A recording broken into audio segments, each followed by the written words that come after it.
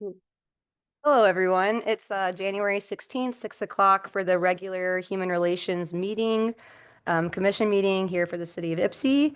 We will go ahead and do a roll call to see who's all in attendance. So start Commissioner Dulos, absent. Commissioner Harper, Present. Vice Chair House, Present. Commissioner Jackson, Present. Commissioner Myers, absent. Commissioner St. John, Present. Commissioner Monroe.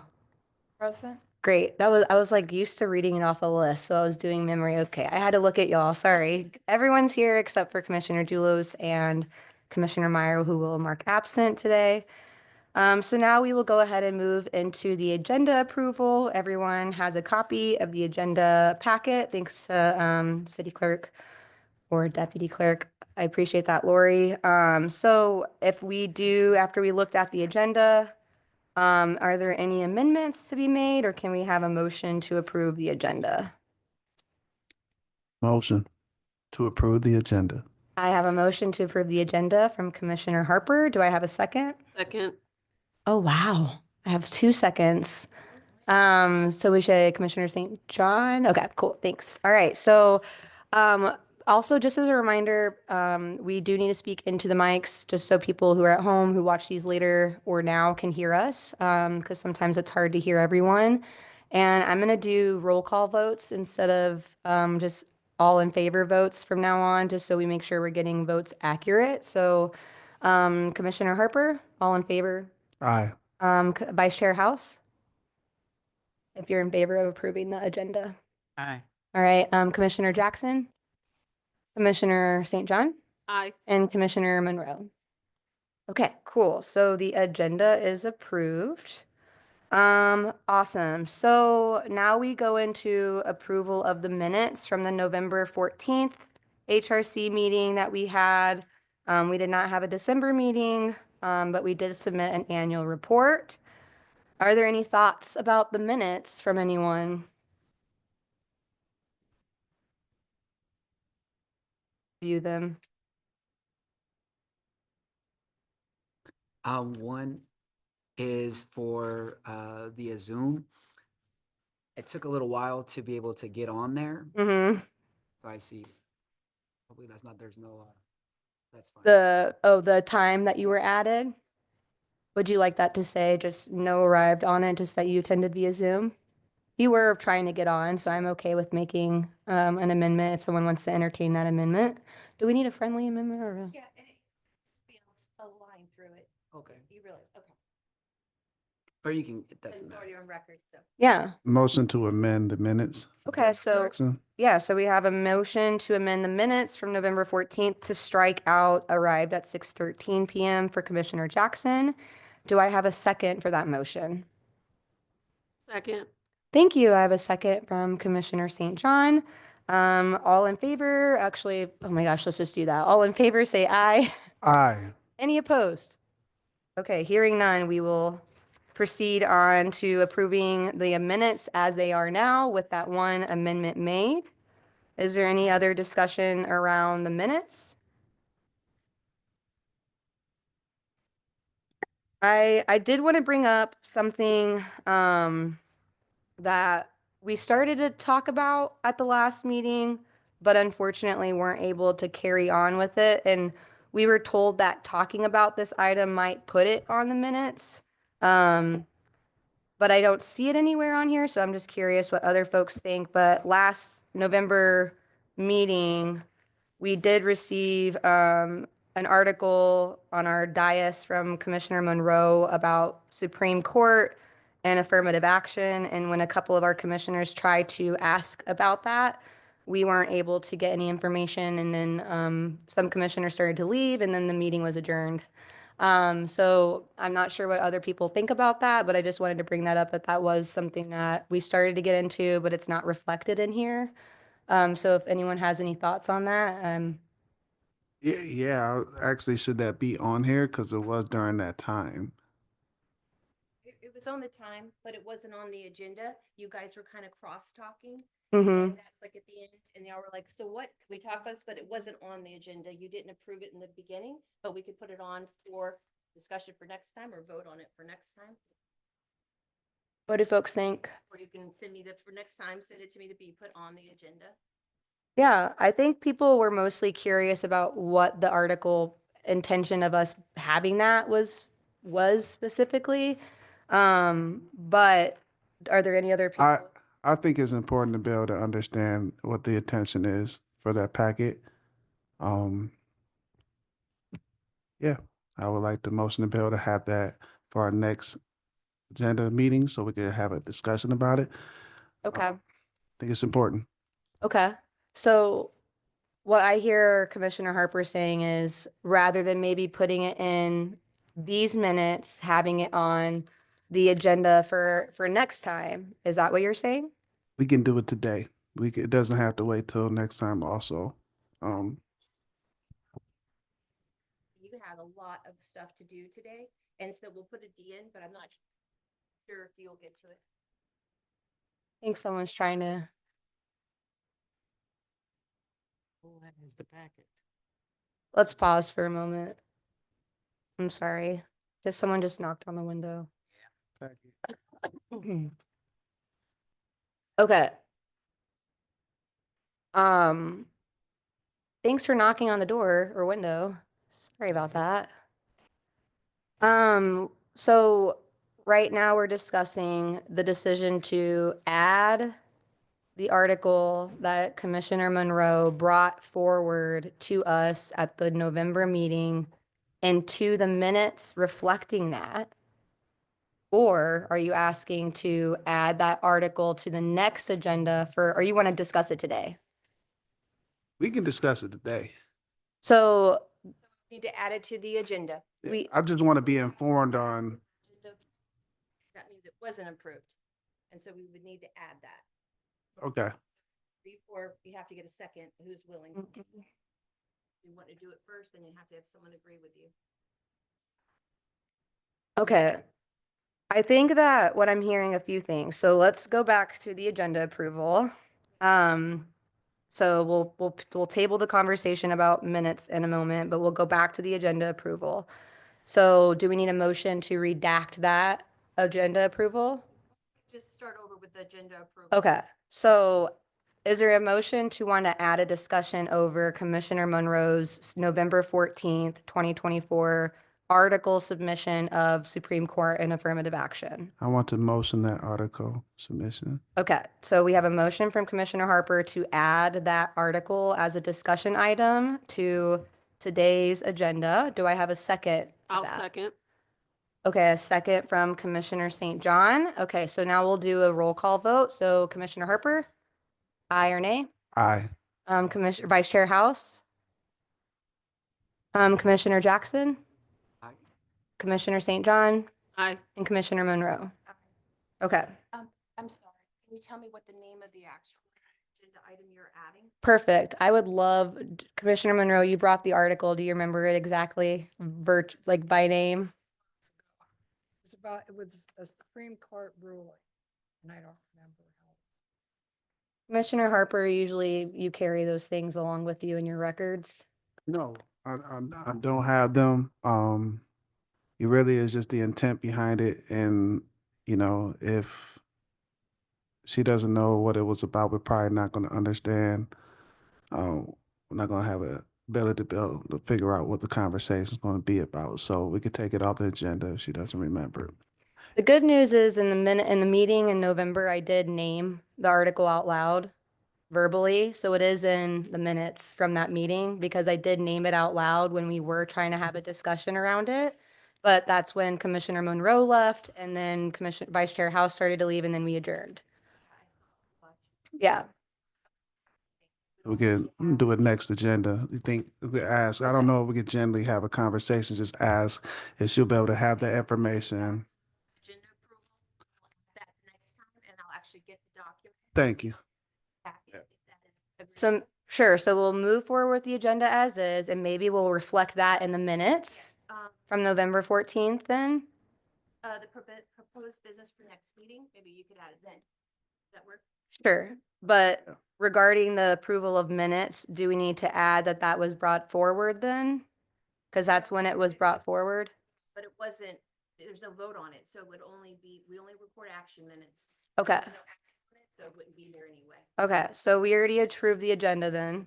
Okay, so now with Commissioner Jackson's edit of arrived at 6:13 crossed out, as the minutes are, is there anyone who would like to make a motion to approve the minutes from the November 14th meeting?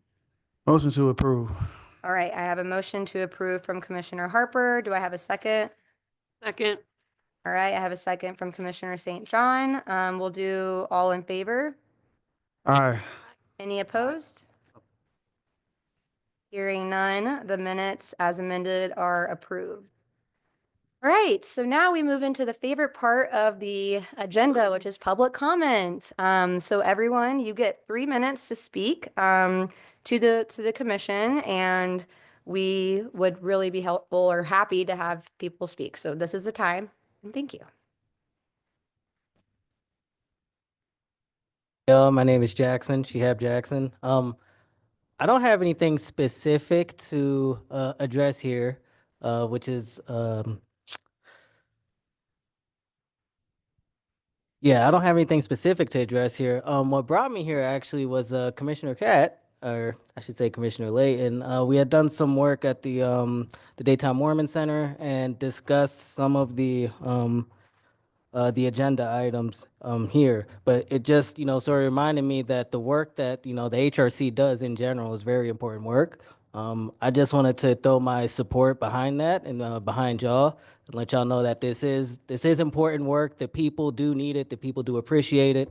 Don't let anybody tell y'all otherwise. Y'all hearing it here from the horse's mouth. So that's really the point of me being here, just to show some appreciation, show some encouragement. There we go. These are not easy issues all the time to tackle. They require tough discussions, sometimes some uncomfortable conversations. That's part of the job, though. And I'm happy to see that we have some caring and serious folks doing this. So again, I just especially Commissioner Cat, Comrade Cat. Just wanted to throw my support and encouragement behind y'all. Thank you. Thank you. Thank you. All right. Appreciate that. Is there anyone else from the public who would like to make a comment in person before we go to Zoom?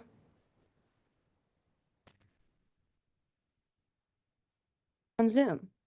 All right, so public comment is closed, everyone. So now we will move into old business. First thing on the list is discrimination complaints process, which is found in Ordinance Chapter 58, Article 2, Section 58-67. It's also hyperlinked. It's so helpful on the agenda packet for folks who are needing the packet at home. So the first item we will move into with that is the complaint we received from a resident and the response that City Attorney Barr provided. We had this on the November meeting agenda, but unfortunately, we're not able to get to it. So today, this is we decided to bring it up at this meeting as it relates to the response that City Attorney Barr gave, and then also what our thoughts were around that. Specifically, there were some concerns people mentioned about the personal liability and what we can do about that as a commission. So did anyone have any thoughts around this complaint or this memo from City Attorney Barr? And again, it was in response to a resolution from October, which was Resolution 2024-229.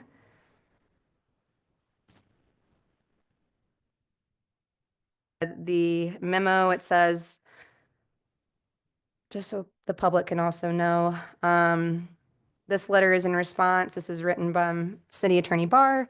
This letter is in response to your recent formal grievance regarding alleged discriminatory language in Resolution 229 and resolution author City Council Member Patrick McLean sent to me by email. Councilmember McLean drafted Resolution 229 and presented it to council for consideration in his capacity as an Ypsilanti City Council member. Your grievance and complaint alleges that 1, discriminatory language you said the resolution targets a subsection of the population, which includes individuals who are members of protected classes under the city ordinance, such as those based on race, disability, income status, and more. Violation of civil rights. He talks about city council members' accountability and fitness for office, and there was a request for investigation, which asked that the city of Ypsi task the HRC to investigate the discriminatory nature and determine whether it violated any civil rights or ordinances or laws. Requested that, the city examine whether the council member who authored the resolution acted in violation, and requested that the fitness of the council member for public office be reviewed. And the complaint and grievance was denied for the following reasons, which, he goes into. All of this is available online as well in the agenda packet. So folks at home or in the audience who want to read that more. But we brought this up at the last meeting, and one of the thoughts we had was, okay, well, let us have the discussion around holding, council people or each other accountable for alleged discrimination. But that item was actually removed from this agenda since we did get a memo from City Attorney Barr saying what Councilmember McLean did was not wrong. So instead, we have the complaint on the agenda to discuss, and then also a complaint form and tracking system. So I'll open the table for discussion. Yeah, I think, everyone should be held accountable, especially if you're sitting and representing a city. So yeah, I think it just needs to be across the board. Should be equitable everywhere. Yeah. Does anyone else have any thoughts? I think at one point, didn't we talk about sitting down and meeting with, Wayne? Mm-hmm. Whatever happened to that? We did, when the resolution first, I know, we did vocalize that, but we haven't formally received any invite. But I know that when the resolution was first brought forward, I had personally reached out as an attempt to try to have a conversation, but I didn't think that conversation was going to go anywhere necessarily. And so now there was the October 1st meeting where they talked about it, and then there was the later meeting where they had a different version of it, which was Resolution 240. But this Resolution 229 has been tabled indefinitely, which means that it can be brought up whenever, essentially, from the ether. But I think if we're concerned around like people should be held accountable, I think that maybe goes more to that personal liability part of our ordinance, and how we can maybe work through that to try to give ourselves more accountability measures. Even each other, right? I think it's important to be able to hold each other accountable, especially if someone's alleging discrimination. We need to make sure that we are creating accountability measures to hold each other safe in these circumstances, since we are a commission designed to eradicate systemic racism and repression in the city. I think it seems here that you know, us not necessarily being lawyers or knowing or being able to make a ruling on this from a legal standpoint, that's what Barr's job is to be able to assess this, and those in his position to determine whether that violates an ordinance or not.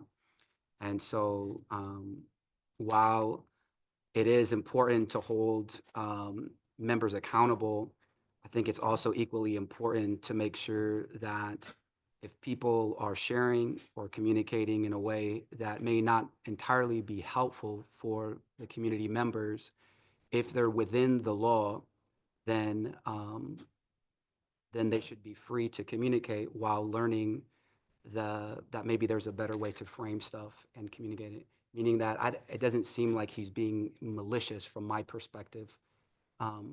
Maybe not. Maybe there was a better way to go about, and clearly there seemed to be a better way to go about it. But if he hasn't violated any law, then I'm not sure what else can be done for accountability outside of communicating to him and letting him know that this wasn't helpful, meaning what punitive thing should be done in regards to accountability if there is no law technically broken. So that would be more of a question for discussion.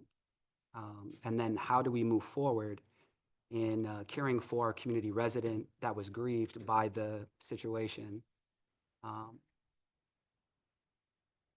So Thank you, Commissioner Jackson. Does anyone have any thoughts to that before I say something? Commissioner St. John? Excuse me. So I don't recall, I don't think that I was present when this meeting happened. So I can't personally speak on it on that. However, I can say this. If an individual in our community feels a particular way, what are we doing up here? If they feel they were discriminated against. You know, we all took an oath to uphold, you know, our whole HRC is based upon being fair to every single individual. And if we want to hold other people in the community accountable, we better make sure we hold ourselves accountable. Be sitting where we're sitting.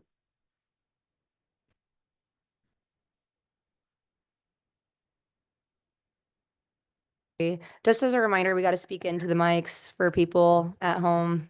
It's a accessibility thing. There's some people who are disabled. So I agree. And, you know, to Commissioner Jackson's point, yes, the response from City Bar did say what Councilmember McLean did was in his right and allowed to do. So there is no action that can be done in that regard. However, I think what we're wondering is how do we change that so that doesn't happen again? And I know that that's, you know, more of a discussion maybe in new business under item I, where we talk about regarding personal liability for staff, council, commissioners. And we're going to be discussing a resolution that inaction is discrimination. So I know that that conversation can probably happen then as more than it can now. But I just wanted us to have a moment for us to look at the resident's complaint because it's important to review why they submitted that complaint and what they found problematic with Resolution 229, which I believe mostly was regarding unhoused people, people who are vulnerable, people with behavioral health conditions, which is a disability as a subsection of a population. That, to me, I find that problematic, especially in the sentence just before you consider property owners and business owners, and then you remove everyone as subsection of the population. So we can get into that more later, the discussion around the liability part and how to change that. But yes, there is no action we can legally take, and we are not lawyers. I agree. So if we're okay with discussing that item, we can move on to the resident complaint form. Okay. Is that okay with everyone? Right. So the resident complaint form was due, we've been talking about this over the course of a year. And you know, the Police Advisory Commission, they have a police complaint form. And you know, there's other complaint forms that exist or contact forms. And so after speaking with city clerk and a couple of other folks, it was how can we get this on the Human Relations Commission website? Because you know, we asked them to put how people can file a complaint, which was a really great step forward. And so now let people know how they can. We decided that it might be better if folks can just have a button similar to the Police Advisory Commission if they want to submit a complaint. So thankfully, you know, Lori put together some different complaint forms that we can think about and look through as some options. The first one, resident complaint form, that one I did go ahead and put on the website as right now. Oh, great. At something there while you guys were working on whatever you want to do. So the resident complaint form is active right now. Okay, amazing. And on that, you have like the name of the complainant, which is the person who is filling it out.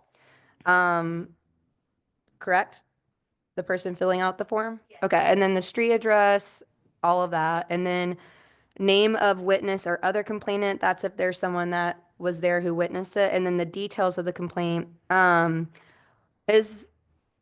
Is the affirmation on the next page, page 17, is that what is submitted to people once they turn in the resident complaint form? Yes. Okay, Because you. Yeah, yeah. Paint it, y'all can have whatever you'd like. okay.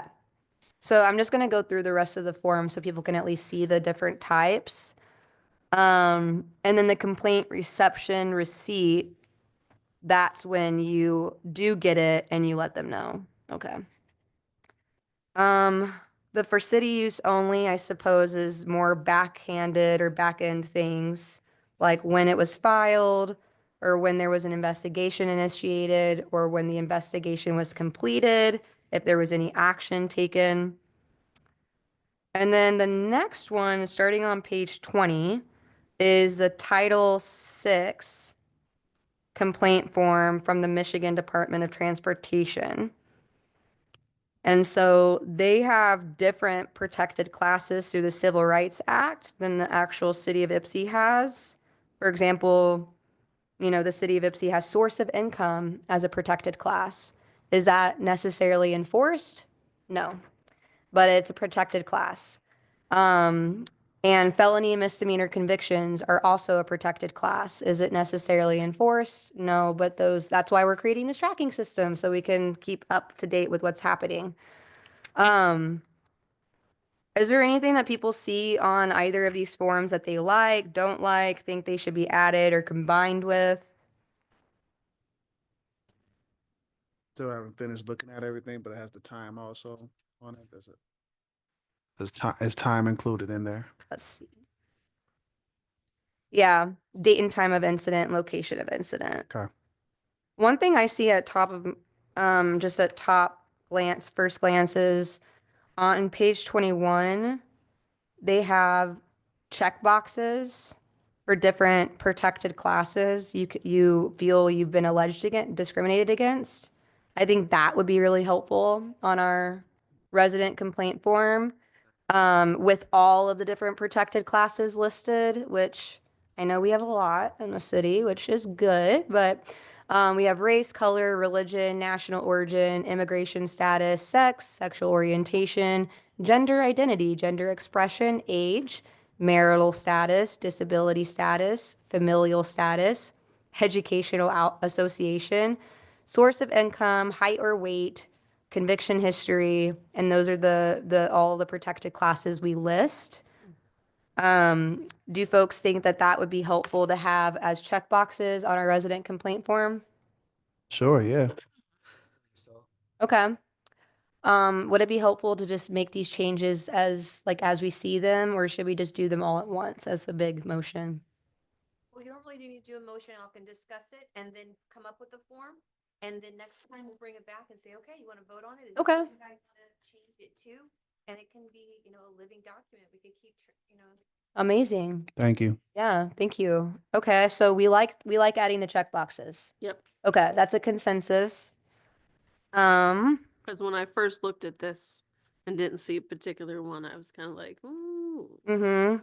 And yeah, and just letting people know kind of at first glance, like here are the protected classes. Which one of these do you feel like you've been discriminated against of your identities? Yep.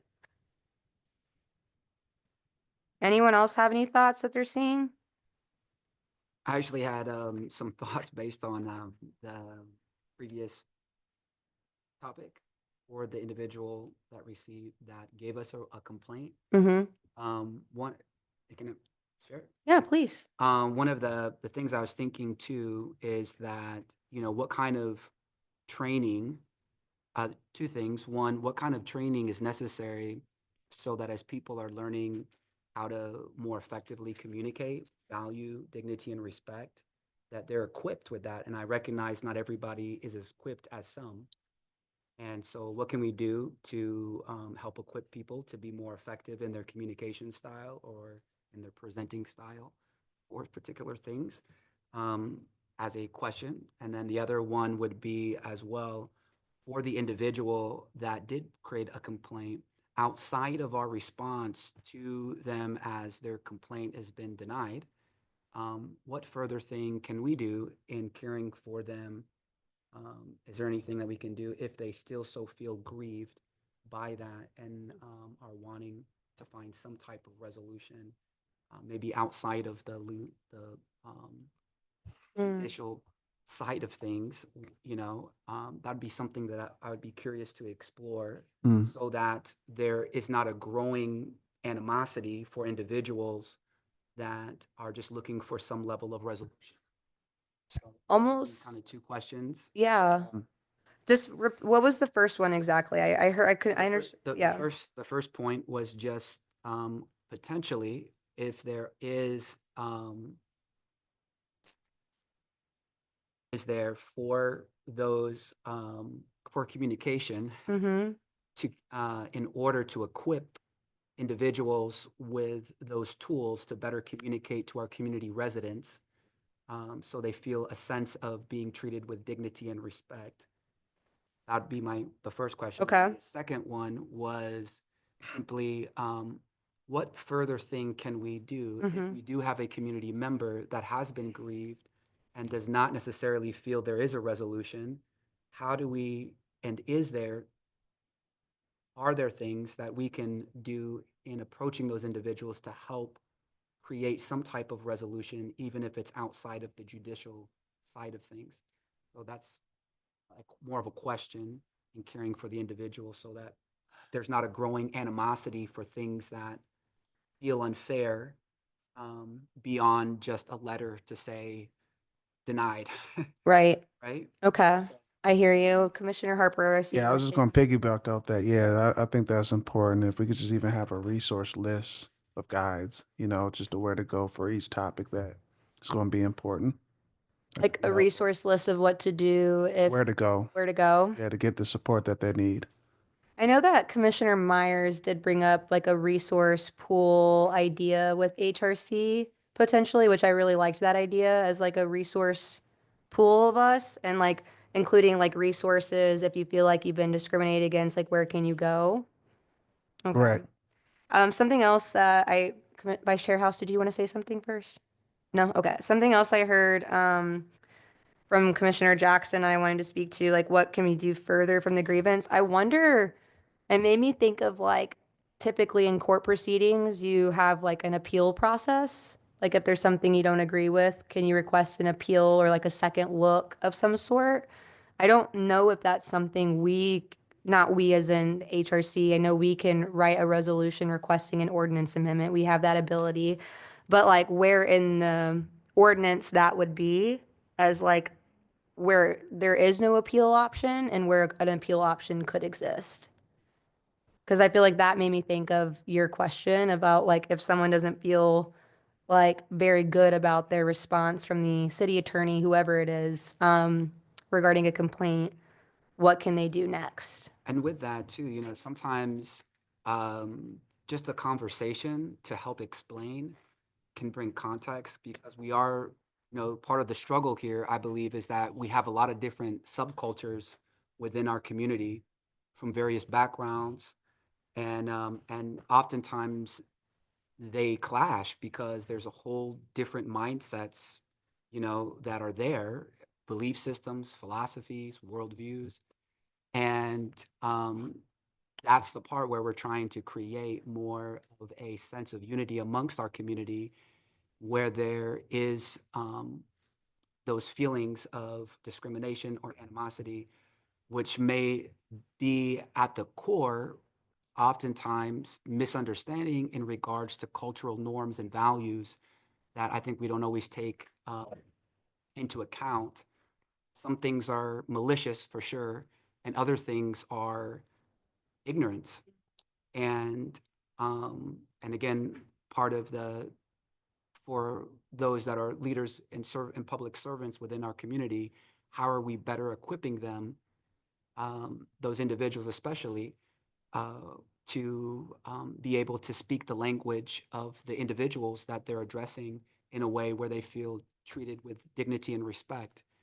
And I think that is something that I'm curious about, like what is being done in regards to equipping, and what can be done to help equip people to go into and engage different groups that maybe if they're not equipped, they're going to naturally clash with.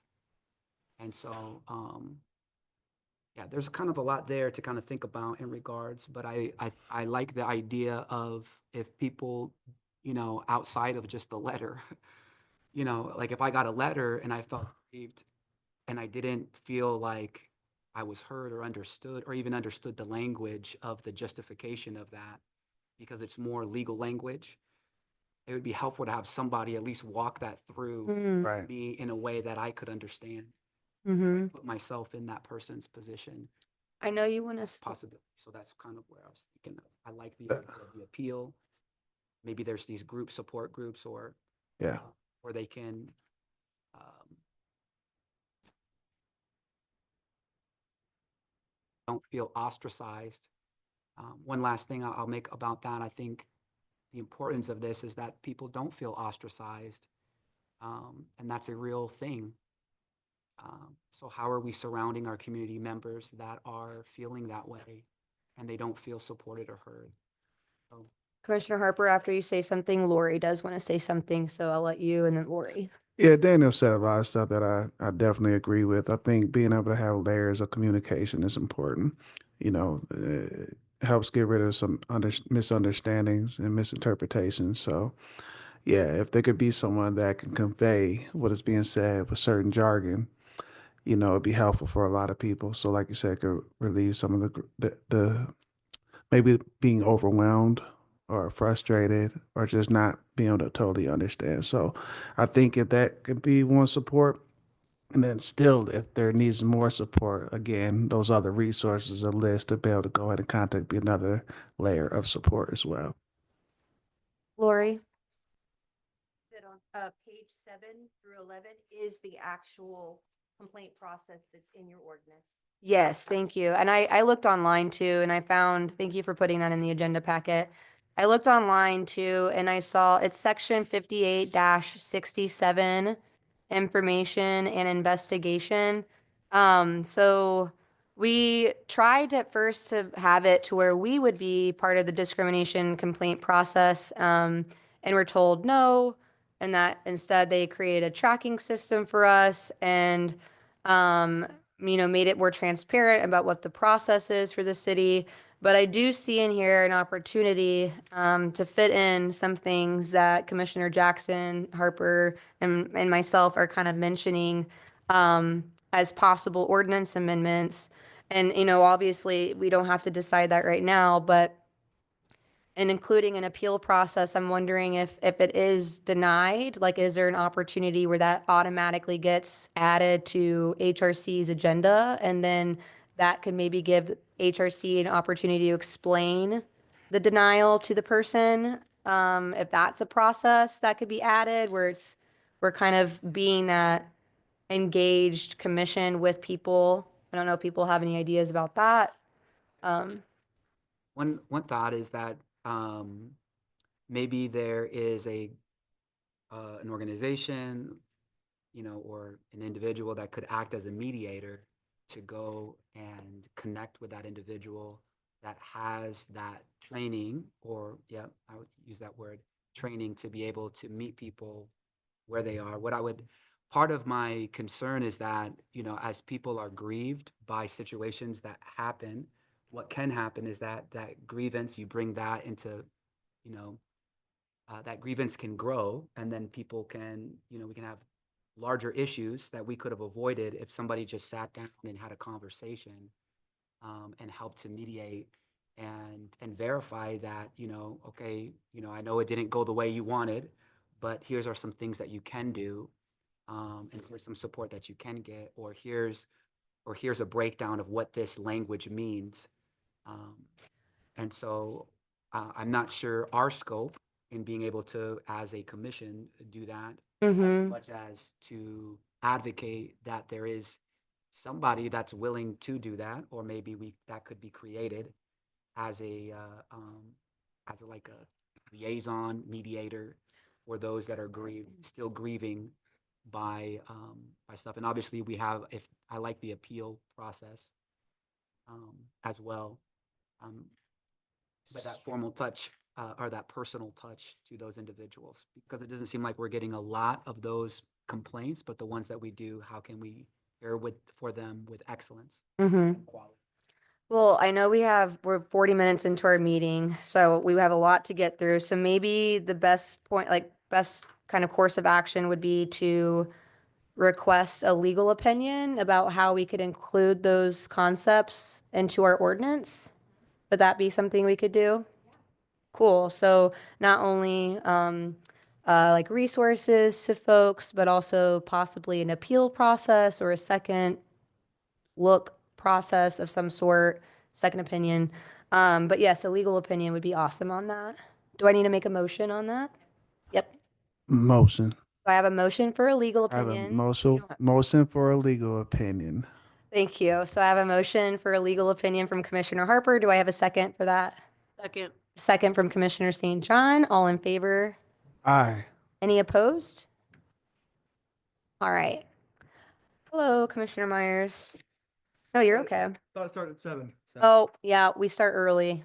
No problem. Yeah. We're just on now we're gonna move on to, we're still on the complaint form though, so is there anything besides adding the check boxes, with different protective classes, is there anything else folks see that they want added for our city version? Quick question. Mm-hmm. Do we have to go back to roll call and make sure that we make sure he's here? No, Lori will just add him and mark his, attendance. Thanks for asking. That it does have a just kind of like a very big spot for the person to detail the different the details of the complaint. I'm wondering if there needs to be like a separate spot that says like who the complaint's against or what the complaint's against, or if it's kind of like, obvious that someone would just put that there. Any thoughts on that? I'm looking at page 15. On page 20, Mm-hmm. their example is naming of agency and department That or just, program that discriminated. mm-hmm. So it'd probably be, Good to put that out. yeah, that kind of thing. Mm-hmm.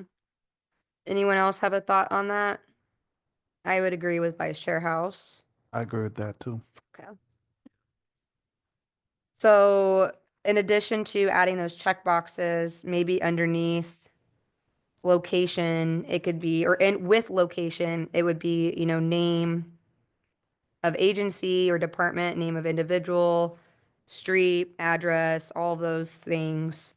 I do find it interesting that it says date discrimination began, and then it said late or most recent date of discrimination. And in ours, we just have date and time of incident.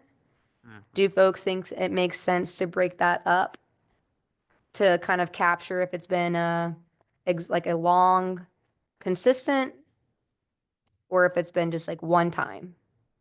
Yeah, that's fine. I would say that could be included too. Okay, let that be included too.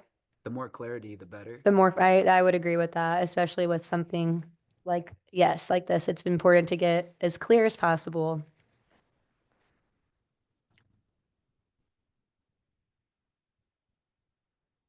Do people feel okay with that, with those additions, and then just maybe percolating on it more for the next meeting? Yeah, I feel good about that. Cool. All right, so just to be clear, we're just adding the name of agency, department, or program that discriminated. We're adding, and this is a copy from the Title VI complaint form on page 20. And we're gonna add the date of alleged discrimination, whether it, date it began or the last or most recent date. And then the check boxes for the alleged discrimination against which protected class. Did I miss anything? Okay. All right, let's move on to the discrimination complaint tracking system. I think Lori, you said you had an update. Yes, I met with, me and the clerk met with the city attorney, Barker, a couple days ago, the 13th, and told him how Mr. Barr had said he would do the tracking system and what was going on with that. And he said instead, he sent me this letter today for you guys. And he is going to, instead of doing like, I don't know what, he's going to just be providing this monthly. And so before the meeting of each month, they will send us this letter that I'll add to the packet that'll let us know what's going on.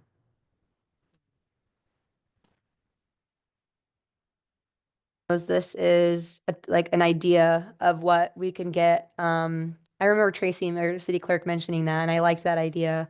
And this is kind of what it would look like from the attorney, where it says Human Relations Commission report. And This is it. This oh. bid would look just like this, and I did add it to the packet, so anyone that, wants to look at it online later, it is on there too.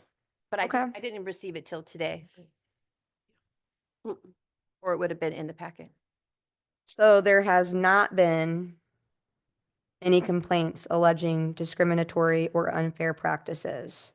And there has not been any receipt of and transition of any pending complaints. Well, that's great. Good news, everyone. Discrimination is done. That was as of January 1st, 2020. Yeah, yep. January, through January 13th, I think. Oh, yeah, nope, yep, from January 1st as of today. It's okay. Go ahead. I'm just curious, and maybe we touched base about this a while ago. Are we doing anything to advertise so people know that this is available?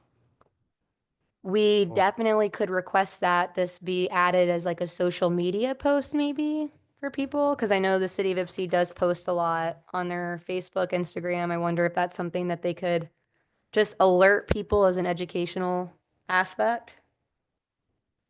Sounds good. Why not? Then, Also, remember to speak into the mic. You're okay. I've just been reminding everyone. sorry. You're okay. Yeah, I think I like we have the social media. Why not use social media? But also, I think like we have the police station. Why not have these forms available in the police station or in the clerk's office when we walk in? Hmm. I mean, I agree with having them available at city buildings would be helpful. That's a great idea. They're also online. Before you got here, Lori did say the resident complaint form that she made for us, she did add one to our website. Me too. I would say the bus station too. Yes. Lori, I know you probably don't do the social media for the city of Ypsi, but is that something that the people who do would be willing to help us out with? I really have no idea, but I can ask on that. Okay.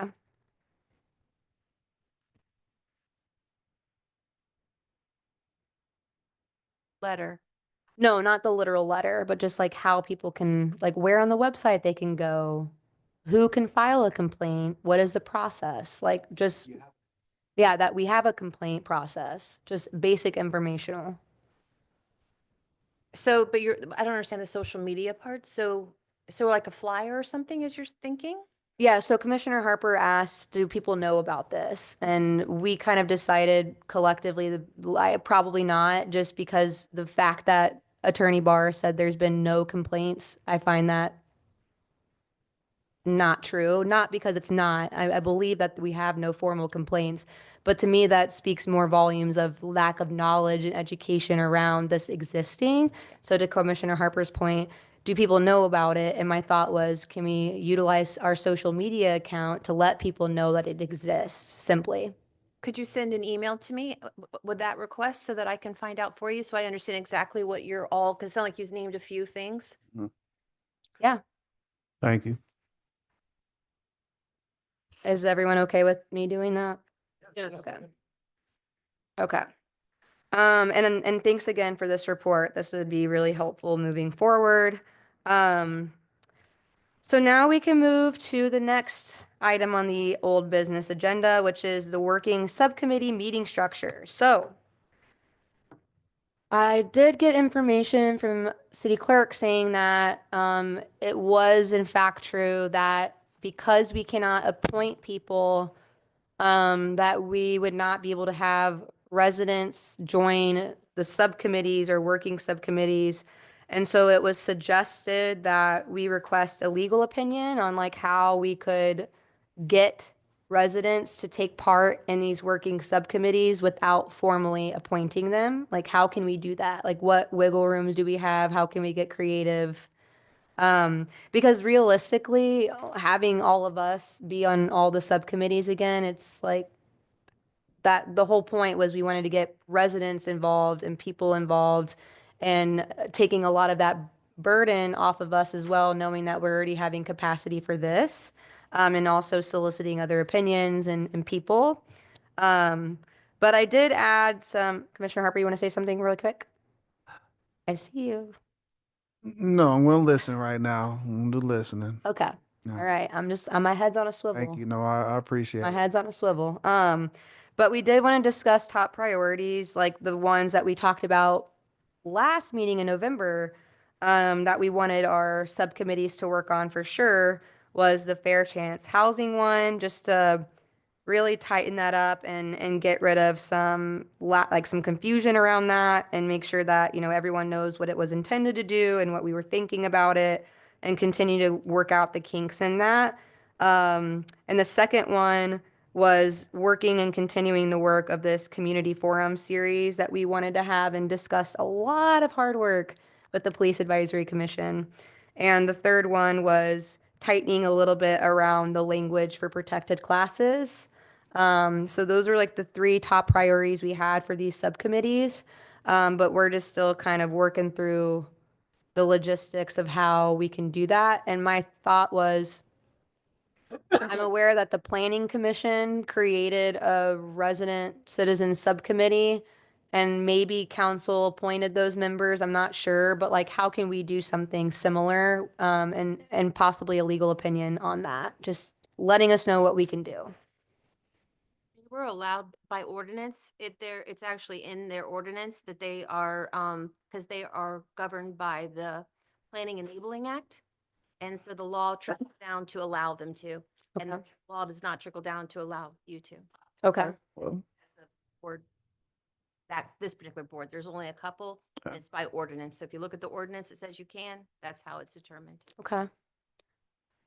I still think a legal opinion would be awesome on like how we can get creative with that and like what we can do or like how it could be structured. Like, do we need to get everyone's calendars together? Do we need to just pick certain days? Do we need one commissioner on there? Do we how any kind of information through an opinion would be helpful of how we can get this going? Is the subcommittees go? Yes, the subcommittees. As opposed to, so the purpose of the subcommittees, my understanding is for you to meet not on Zoom. So you would be meeting, discussing, like people go to the library and doing the work, and then you bring it back here. Or you go out into the world and you bring it back here. That's what my And- opinion was too, but As then. long as it's not a quorum, you can't have a quorum present, which is the subcommittee. Once you hit a quorum, you'd have to come back to the meeting. Oh, it And- is, so just for clarification, that we can have, as we talked about before, the different subcommittees to explore the felt needs of our community members. And we're allowed to do that. Correct. So I'm gonna call Commissioner Harper real fast and I'm I gonna, was under that impression too, but if you don't mind, can you restate what the city clerk said about that again? I just need to hear it so I could. about the subcommittee Yes. specifically, we cannot invite people Hmm. to be a subcommittee member because we don't have the power to appoint people. However, if you and I are doing the equity subcommittee and we meet at the library, we would be able to like invite people to that and have a conversation with us. You can do whatever you're going out in the world, you're asking people, you're knocking on doors, you can literally do anything you want, and then you bring it back here as a subcommittee, as long as you don't get a quorum. Okay, Once it gets a quorum, you have to be here. okay. Oh, okay. So I believe I took note of everyone's interests last time. So that I think would mean that I will try to have conversations with people to see when is your calendar free to have this subcommittee, and then maybe we could solicit the public on the social media, for example, Human Relations Equity Subcommittees meeting on this day. But do remind me about the Open Meetings Act requirement. Is that, I don't remember what I read in the bylaws, but I just want to make sure we're doing everything correctly. So it's written in the bylaws that Mm-hmm, it's governed by the Open Meetings Act. mm-hmm, Ordinance does not require it because it was changed already, or as we Mhm. already discussed, other than YPAC. Mhm. YPAC has to have the Open Meetings Act. Mhm. However, city council and city government has said all the boards are still required for accessibility to adhere to the Open Meetings Act. The only thing that prevent is that by ordinance, it's not required, so we cannot be sued if we decide not to do it, or that someone thinks we didn't do it right. But as a best practice, the city hall is requiring it. Okay, I did know that, and so now that makes me think. So Article, yeah, 7 of Section 3, it says the same principles of these bylaws for the commission also apply to all committees of the commission, including but not limited to making all meetings open to the public and keeping a record of all proceedings. So it can't be that informal because it still has to be. But I understood, but I hear that. There was a lot of things we saw in the bylaws that was not right. And so we are working with the attorney to see what it needs to be updated in it already that isn't actually following the ordinance. So, but as far as I understood it, it was meant for people to be able to get together, craft paper, make signs, do flyers, do all this stuff, and then bring it back here and go, this is the flyer. That's how I would imagine it too. That's how. And then the commission would make the decisions Right. and vote. So that, I would think maybe when you're saying, when you're inviting the public, like literally inviting a public, at that point is probably when it's going to trigger the Zoom. So the accessibility back again. But we're talking about subcommittees just working together, trying to, they're not recording it. It's people talking, trying to say, how should we do this? What font should should we put it over here? That kind of stuff. but if, let's pretend my example again, Commissioner Harper and I are on this subcommittee, how would we be able to invite random residents to that? That's a really good question. So that's why I would love a legal opinion on, like, what are our parameters? What Yeah. can we do? How do we solicit And- feedback Go from the through residents? Last legal opinion we had on it. I'll be right back because I know that we actually have a legal opinion on that already. Okay. Thank you.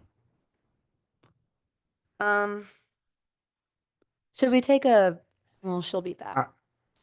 I gotta use the restroom. Oh, take a recess then. Let's take a 5-minute recess. We'll be back here at 7:03. Thank you. Is, I need to know how much flexibility. it's encouraging, as I've been kind of perplexed about why we haven't been able just to go meet with the community and do our community forum, you know, and just listen to our community residents, because it feels like you can't go.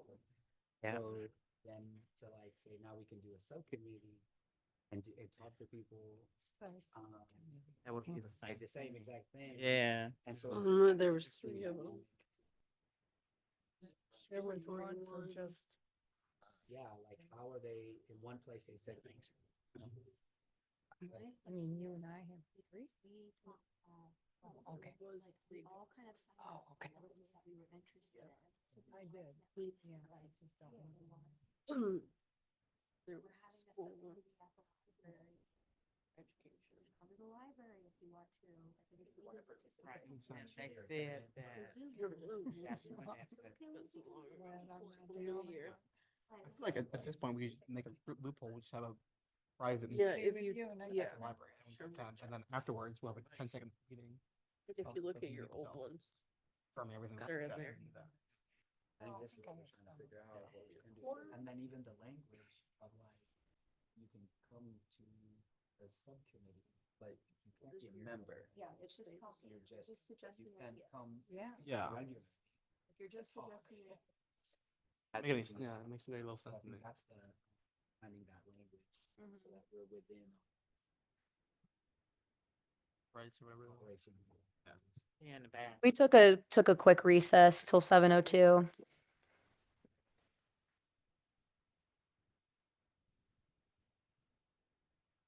I mean, it makes very little sense to me that the Human Relations Commission wouldn't be able to have human relations. Like, yeah, right. All right, well, since we have everyone back, are we cool with ending our recess early? All right, Lori, what is the opinion? I went and looked, it didn't actually, it did address some of this stuff about subcommittees, but it was saying subcommittees have to be appointed by city council. Right, so And it, that was an old, like 2018 opinion or even 2015. But I think that the difference is being invited. I think it's more like if you were getting together, you, Mr. Harper, were getting together and you're discussing something and you invited in a sense of just a personal person. Hey, we're making flyers if you want to come. I don't think it would be like if you're making a formal, you are part of the subcommittee. Like I think that's the distinction. okay. But we'll find out. Yes, I think a legal opinion would still be great too, because I think if there's a way to like let folks know the housing, or I can't remember all the three right now at the top of my head. Community engagement subcommittee is meeting on the fourth Tuesday at the library. Like, how can we get a Zoom link for people for that? And then obviously lower, not a quorum would be for 3 people. So it could be 3 commissioners that attend, and then the rest could be community. No decisions are made, but work and ideas are solicited, and then those commissioners would bring it back for a subcommittee report. And the idea would be to have consistent meetings. Right. Along those subcommittees, but excluding the language that people come consistently, they're not. You're not a consistent. subcommittee member, but you can join the subcommittee and participate in the subcommittee as a resident of the city. Well, we're gonna get a legal opinion to formalize that. Yeah. Everything I know, I've said. So, but we will get that legal opinion. Okay. All right, so we can move on then. Thank you, Lori. Or do we need to actually make a motion for that legal opinion? That's what city clerk let us do last. I was waiting for Yeah, Harper last time. He said. Yeah, do you want to make a motion, Commissioner Harper, Yeah, I motion even for a legal for a opinion? legal opinion. All right, second from Commissioner Jackson. Beat you to it, Commissioner Myers. All in favor of a legal opinion, just giving more info for subcommittees? Aye. Aye. Any opposed to that? Please speak now. All right, hearing none, we will formally request that legal opinion, get some clarity on that, get our committee meeting started, and move on. So now we are to the table discussion from last time as well about amending the bylaws, Article 5, Section 2. So I do want to point out to people, under new business, item G, we will, as part of our organizational first of the year meeting, we will go through an election of commission chair, commission vice chair, and readopt our rules and bylaws. So there will be a point to discuss any and all bylaws then. But right now, on this page, we're specifically talking about Article 5, Section 2, because that was a tabled discussion item. So for those who need that, and pull it up for everyone. So Article 5, Section 2 was the one we had a really fruitful discussion on, which was the commission shall hold a minimum of 1 meeting each quarter. And we decided to say a minimum of, we wanted people to just set the precedence to meet more frequently, except for December. But I think what we said was a minimum of, I think we talked about putting them into quarters like it already is, but instead of saying maybe 1 meeting each quarter, maybe saying 3 meetings each quarter or monthly meetings, we kind of left the conversation there. So I will open the table for discussion. Commissioner Myers? I think we should either do like a bi-monthly starting in January that we already have December off, or I don't think we should necessarily change it because I think like if in the future the human commissioners if in the future commissioners they come in and they say, well, we don't want to have a meeting every month, we want to have one every 2 months or 3 months. I think that should be like we shouldn't force them to just have, okay, now we're gonna have a vote, another meeting to like change it back to one meeting a quarter, 2 meetings a quarter, some other thing like that. We just stick with what we have of one requirement of 1 meeting a quarter. That way we don't like it'd be a lot easier to just kind of go with the flow of how commissioners would want to use the board. Or the commission, sorry. Thank you, Commissioner Myers. Commissioner Harper, you came up to the mic. Do you want to say anything? No, I'm okay. Okay. Do people have Commissioner St. John? Um, I'm, are we changing it for us? We are going to be here till 2027, allegedly, right? That's the goal, right? Our terms, I believe everyone's term expires around that same year if I did that. Or actually, no. We have 2 who are needing reappointment this year. But yes, and theoretically in the future, right? Like we're kind of setting the tone of like how the HRC should operate, knowing that, discrimination is not going to probably be gone in 2027. And that it's important to, I think it's important to set the tone of regular meetings because we already know just from meeting once a month for 2 hours that we have too many things to get done and not enough time to do it. And so my thought is if we can at least set the tone and the precedence that this is an active commission that's working on things and it's action oriented, and part of that means having more than one meeting each quarter. But I do also understand not wanting to force people into that if something isn't, necessary. But I think people can not meet necessarily either then. So wait, Commissioner St. John, and then Commissioner Harper, and then Commissioner Jackson, and then Myers. So I'm in agreement with changing it and holding that standard. And I feel like if anybody else has an issue with that in the future that isn't sitting here or, then obviously they would change that. But I think holding ourselves accountable, and doing what, we vowed to do. And I think, I'm all for changing it. And I would say, definitely at least 2, if minimum. Mm-hmm. Like 'Cause monthly, you mean? Or 2 what? 2 at least what it says. Like you're saying now it's Oh, at minimum least 2, I see. 1 meeting of each quarter. So maybe minimum 2 meetings. This way we're not changing it like drastically to like, plus, I mean, we all have full-time jobs. We all, you know what I mean? Yeah. If we do need to meet, obviously we would all get together and just meet. Mm-hmm. All right, thank you for that. Commissioner Harper's next, and then Commissioner Jackson and Myers. How are the quarters broken into? How many months? I believe it's January through April, May through, right? Like a norm. How are your quarters? Okay, so January through March. Okay. About there. Okay, 3, 6. Okay, so it evens out for 12. Okay, that makes sense. Um, yeah, I'm pretty much like if it's working, if it's not broke, you don't have to fix it. Also if there's a opportunity for, people to change their mind and decide something different, then we just decide something different. But if it's working, we keep it going. Thank you. Commissioner Jackson and then Commissioner Myers. I saw that you were gonna share something, Lori. No, but I would say, I just want to remind you, if you do decide to change it, it can't be changed this meeting. We would have to actually do a legal notice for it to be changed, and then it'd be on the next agenda for it to be approved. Thank you. And from what I'm understanding is the requirement for commissioners to meet more than once a quarter. Yeah, right now that's the required minimum. Oh, okay. And then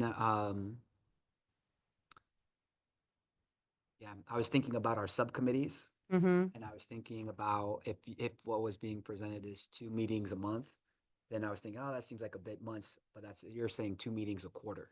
Mm-hmm. So I just wanted to get clarification. Okay. Commissioner Myers? I didn't have a comment. Okay. So to add to that, actually, I had a thought, Commissioner St. John, if it was, just changed to a minimum of 2 meetings each quarter, that would also kind of help out with that December meeting being absent too. Because, 2 of 3. So I think that would be, I would be okay with that, to changing it to 2 meetings per each quarter, a minimum. But I'm wondering if anyone else has an opinion, Vice Chair House or Commissioner Monroe? So currently, what is it, 3? Currently, we are just meeting monthly because we're a very active and committed group of people. But it says minimum of 1 meeting But each then why quarter. change it? Why are That- we that's- spending so much time if we're meeting And- like and- we want to meet? Yeah. And just We did another, this last time. I think another thing also life does happen at times. And if we feel like we have a committed group that will still stay dedicated, we don't want to have anybody also in a position because some things that happen in life to not still be on board when they're passionate about serving the city. Okay. Yeah. Just to piggyback off, I think there are sometimes personal things come up. Mm-hmm. And it would be really sad if somebody had personal issues come up and they are committed, but for one reason or another, they're struggling to be present at that, and then they get dismissed. So, Yeah. I don't think that would happen, but I do hear y'all. I do hear that. Commissioner Harper, go ahead. Okay. Yeah, I was even thinking illness, those type of things. Like, so. But this isn't talking about each individual commissioner attending a minimum of 1 meeting each quarter. This is just like the commission. But like if one person's absent and there's still quorum, that commission can still meet. Oh, But yeah, but Commissioner Myers, I'll let you say something, and then I do want to just bring it back to maybe moving this forward, and kind of respecting what Vice Chair House said as well. But go ahead. A worry would be like we have a certain amount. I think of 3 non-excused and 3 excused absences, which I think for a term, for a whole like 3 years. Although I might be mistaken. So I think a worry like again would be like, hey, something comes up. You if let's say my car breaks down in the middle of Ohio, I wouldn't be able to make a meeting, whatever. Or I don't know, maybe whatever. I do understand it. I do. So how about this? How about we just remove this item and keep everything as is so we can keep the ball rolling? I like that idea. Okay? Because we are meeting regularly and this wouldn't necessarily impact us drastically. Okay? All right, let's just move on. Okay. So it's 7:12 p.m. We are in the new business portion of the meeting agenda, which is now election of commission chair. Lori, do I shut up and let you take it over from here? Oh, okay. All right. Oh, well, I believe this is the part where someone would nominate someone as a chair I or nominate nominate Catherine themselves. Layton. I'll second that motion. Okay. So thank you so much. I feel very honored again. But I did hear a motion from Commissioner Harper to nominate myself and a second from Commissioner Myers. And I believe I have to make a statement. Do I have to make a statement of why? I think that's what first. Okay. Okay. So perfect. So then that was one nomination. Okay. Do we have any other nominations for chair? You. Okay. Second nomination. All right. Okay, hearing no other nominations. Thank you for the nomination. And for the support. If you can't tell, I'm very passionate about this commission and the work here, and I come very eager each Thursday. And so I'm honored to continue that role. Thank you. And I'm a social worker and I work in policy work now. And so social justice and equity and doing the best we can to end discrimination in this city is really important to me, as it is hopefully everyone here, as I believe it is. So thank you. I will accept that nomination. And so now I guess we will do a vote. So all in favor of Aye. voting for Kat Layton for chair? Aye. Aye. That's how we do it. I guess so, right? All right. Any opposed? Any opposed to electing Kat Layton as chair? Oh, I said aye. That's fine.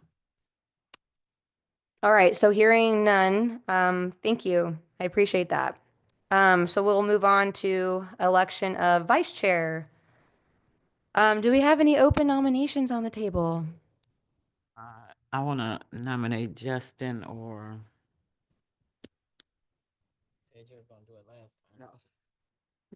Vice Chair House would like to nominate Justin, Commissioner Harper, Oh, and Commissioner Jackson. Can you nominate two people? Why not? Yeah, why not? All right. So first, before we continue, Commissioner Harper, do you accept that nomination? Yeah, let's continue. Are there any other nominations for vice chair? Go ahead. I'd like to nominate John. Okay, so wait, we got Commissioner Harper, Commissioner Jackson, and Commissioner St. John. But did I get a second for Commissioner Harper's nomination?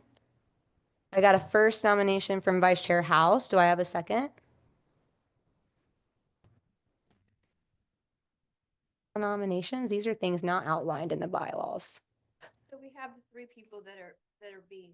Nominated. Right. Yep. So we would start with just the first, second, Harper, first, second, going through them. Okay, but you don't need a second for them? Like someone can just nominate, but you don't need to get a second like a Once we second? go Okay, Second thing, we're gonna vote on that person. we Okay. agree. all right, all right. So any other nominations outside of Harper, Jackson, and St. John? Are we allowed to make comments? Oh, go ahead. Yep. Yeah. Commissioner, well, not yet. Yeah, we'll I discuss. like to, yeah, make, So Commissioner Monroe nominates Commissioner Myers. All right, so now we can go into discussion. Harper, Commissioner Harper. Daniel, if you want to do this, go ahead. If, so I want to just say that. Are you redacting? Are you taking away your nomination? No, only if Daniel wants to do it. I would say that, You have such a good working team here. Wow. All right, Commissioner Jackson. I would say that I am 100% open to serving any type of way that I can. I'll just say that. But I would prefer if there was somebody that was really excited to take that role. I wouldn't want to remove them from that opportunity. I know we'll have other opportunities to take different roles, and so that's what I wanted to say for myself. I'm willing personally, but I would prefer if somebody was really excited about that position for them, because I think that passion is really important for the level of responsibility that comes with all of that. Okay, but I want to hear Commissioner Myers' statement with the nomination, or no, Commissioner St. John, and then we'll come back. Commissioner St. John, regarding your nomination? See how the vote goes. Oh, okay. Well, good old competition. Okay. And I'm not gonna say I reject it. Because that's an honor to me. and I Right. appreciate Right. that. Right. So we'll see. Let me say it to Commissioner Myers really fast. Okay. Commissioner Myers, about your nomination? Pretty new to this board. Pretty excited to be here. If people vote that I'll become vice chair, I'd be more than happy to accept it. I'll take it with pride, take it in stride. But I think there's certainly people who would be a better job than me, better pick. Wow, we have humility on this board as well. I really feel that. This is Commissioner Harper, go ahead. So, and I'm just transparent, it's important to, for me, I guess, to know that you're going to be here as much as possible, because that will also energize me, because I think I work well with you. So that's important for me. So if other people weren't as passionate, I don't mind stepping up to the plate. So. Thank you. So we have 4 nominations on the table for vice chair. And my next question, and pardon my ignorance, this is my first organizational meeting. what do we do now? Like, do I just name out each person and everyone votes? Do you just get one vote? Can you vote for more than one person? Can you abstain from a vote? Can you, no, that's our bylaws say you cannot abstain. But yeah, do you know, or do you just, For hiring. So I've seen them do it for hiring. And usually it'll be, like, motion for St. John. And then everyone would say yes or no on it. And it would be, and then we'd go through each person. But once, if the very first person is unanimous, that's it. And so then you wouldn't be going through the rest of the people. got it, okay. I mean, such a small body. Right. I really think it should be up to you guys because, what the work is, you know who has the schedule, who really, you obviously see some people here that have interest and want to do it. And so, all I can tell you. Real quick before we jump into nominate or elections, I do want to alert folks, it's 7:20. We have a few things on our agenda, and I'm wondering if we could have a motion just to extend the meeting only 30 minutes, only 30 minutes. And even if we get out earlier, if we get out earlier, it's okay. But at least we're protected by that 30. Oh, every meeting. I know, I know, I know. Sure. All right, then let's go ahead and the first person on the list was Commissioner Harper. So what I will do is I think we'll do a roll call vote just to make sure we're capturing everyone. And so that way no one's getting missed. And you were allowed to vote for yourself. So everyone who is in favor of Commissioner Harper being vice chair of the Human Relations Commission, we'll start with Commissioner Harper. Aye. All right. I, Your hand, we could do it. And then perfect. All right. Just do. Amazing. Everyone raise your hand in favor of Commissioner Harper. Okay, so that's, And that's a majority, right? that's majority. All right. I didn't expect that. Thank you. I think that, would people feel suffice to end it at that point then, or do we need to continue to go through the list? I think we can continue to move on to our list. Well, before we do, Vice Chair Harper, would you like to say any of your statement? I'm just honored to be in this position. Give my heart, my soul. I love Ipsy. I love this team. The more that I get to know everybody, I love how we work together, how we communicate, the transparency, and what we're fighting for. So thank you. Thank you. Well deserved. Back at y'all. Back at y'all. All right. Now we're moving on. Here we I go. just want my job back. Yeah, you gave it away too. You were like, here, I nominate you. All right. And for your years. of Yes, thank service. you to commit Vice Chair House Thank for all you. the hard work. So moving on, adopt/readopt rules and regulations and bylaws of our HRC Commission or Human Relations Commission. So I believe this is the opportunity where we can make adjustments to the bylaws, but those would just be done, correct?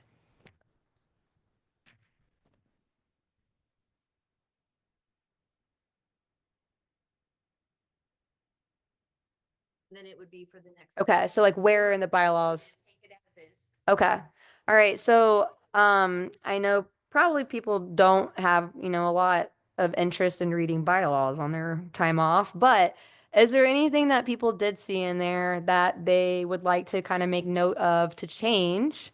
Not right now explicitly, but make note of for the next meeting as a vote to change, correct? Yes. Okay.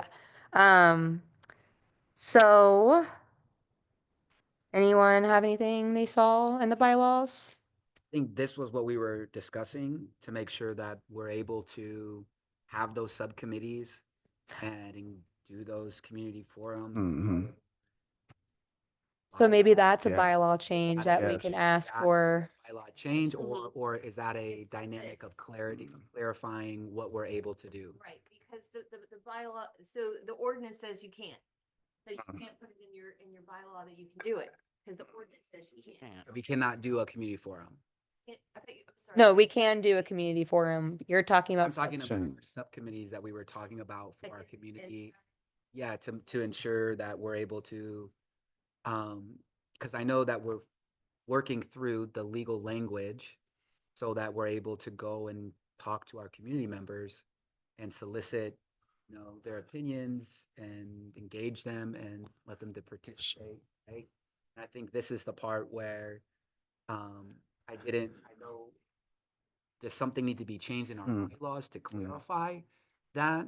And or is it more of we're in a process of getting clarity of what we already have and what we should have should be sufficient to be able to functionally go and communicate with our community members such as forum and that we have been planning and wanting to do for a while now, that for technical reasons we haven't known how to do that, I guess.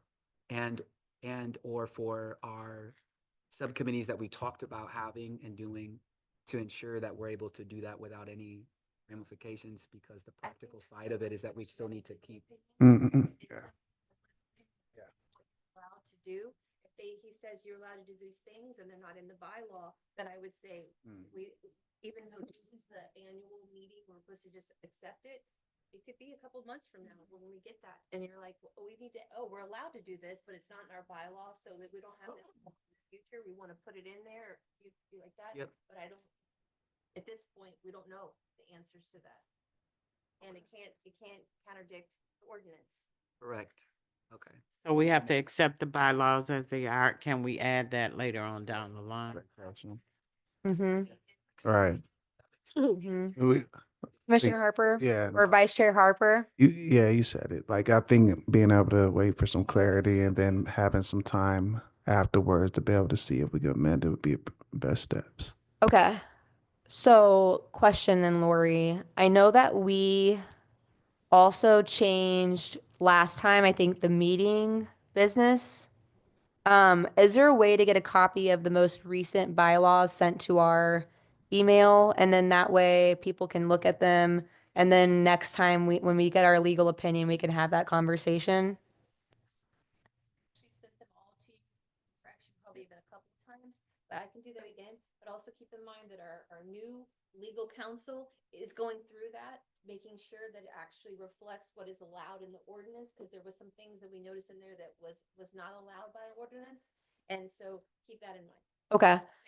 See, you're like, oh my gosh, people are looking at it, so this is what they were cleaning up. Okay. Okay, because you did send them a couple times, but I thought we changed the order of business after that one time. So maybe we don't get them sent to us again and we just wait for the legal opinion. Send it all to you again. Okay, well then, thank you. But also we will wait to have this discussion maybe the next commission meeting after we get a legal opinion. Commissioner Jackson? With that in mind, can I make a motion to then accept? Accept the bylaws as are? I believe so. I have a motion to accept the bylaws as they are. Uh, All right, a second from Commissioner Myers. And then all in favor? Aye. Aye. All right. All right. Any opposed?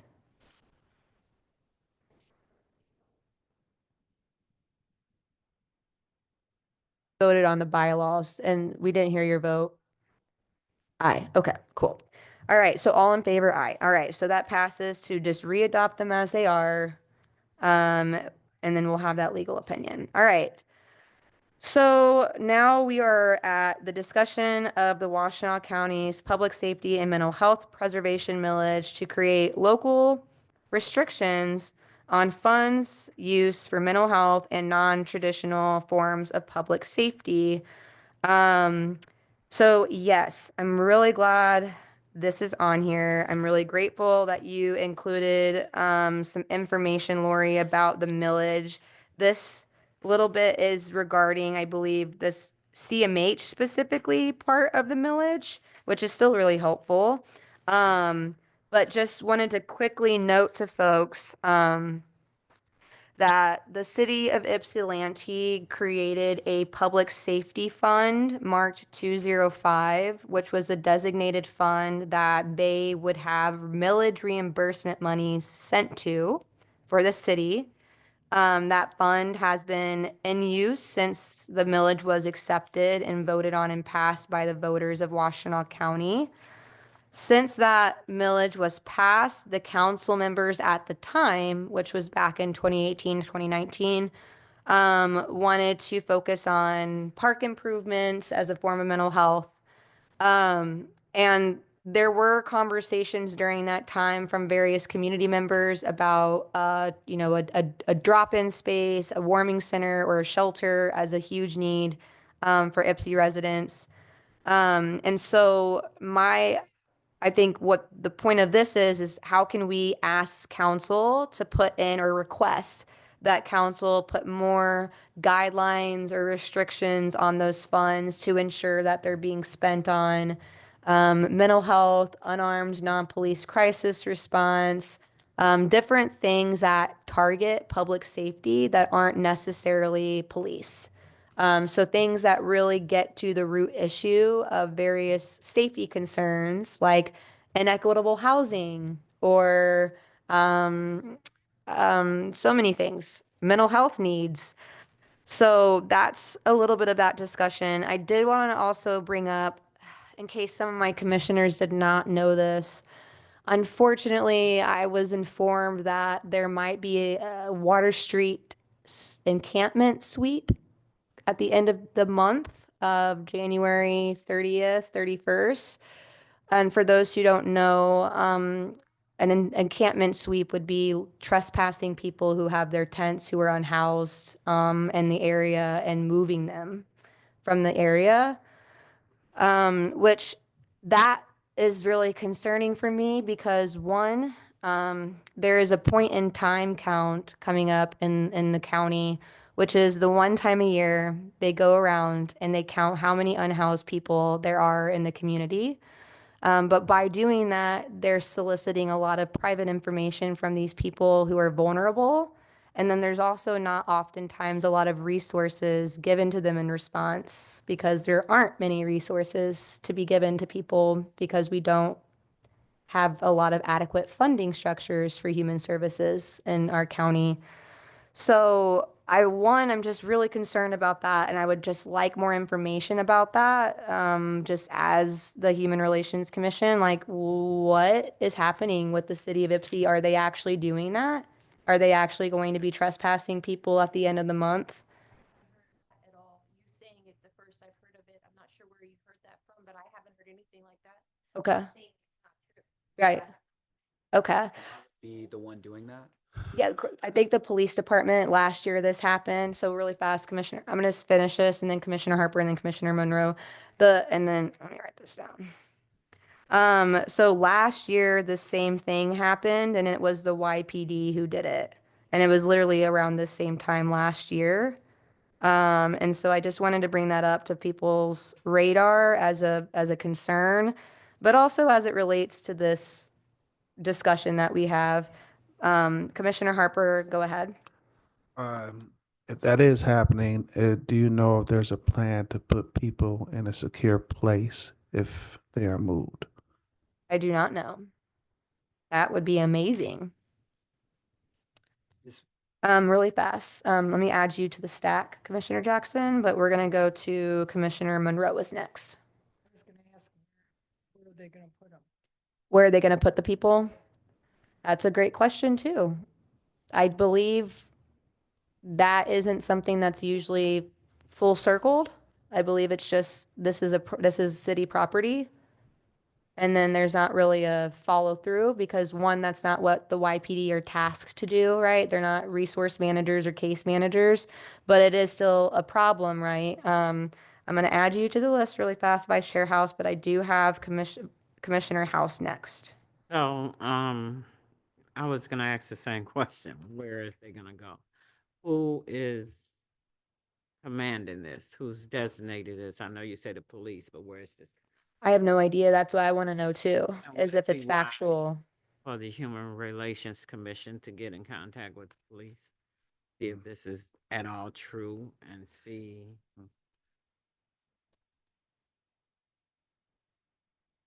Very good question.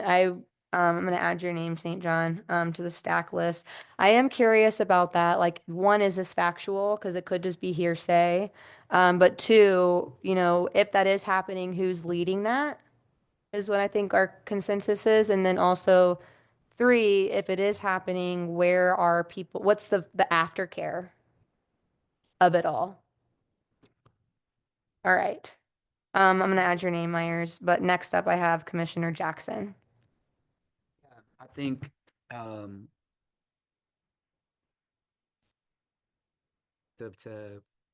personally, it's my opinion, to first confirm, the allegations, before we try to solve a problem that may not necessarily be a problem at all.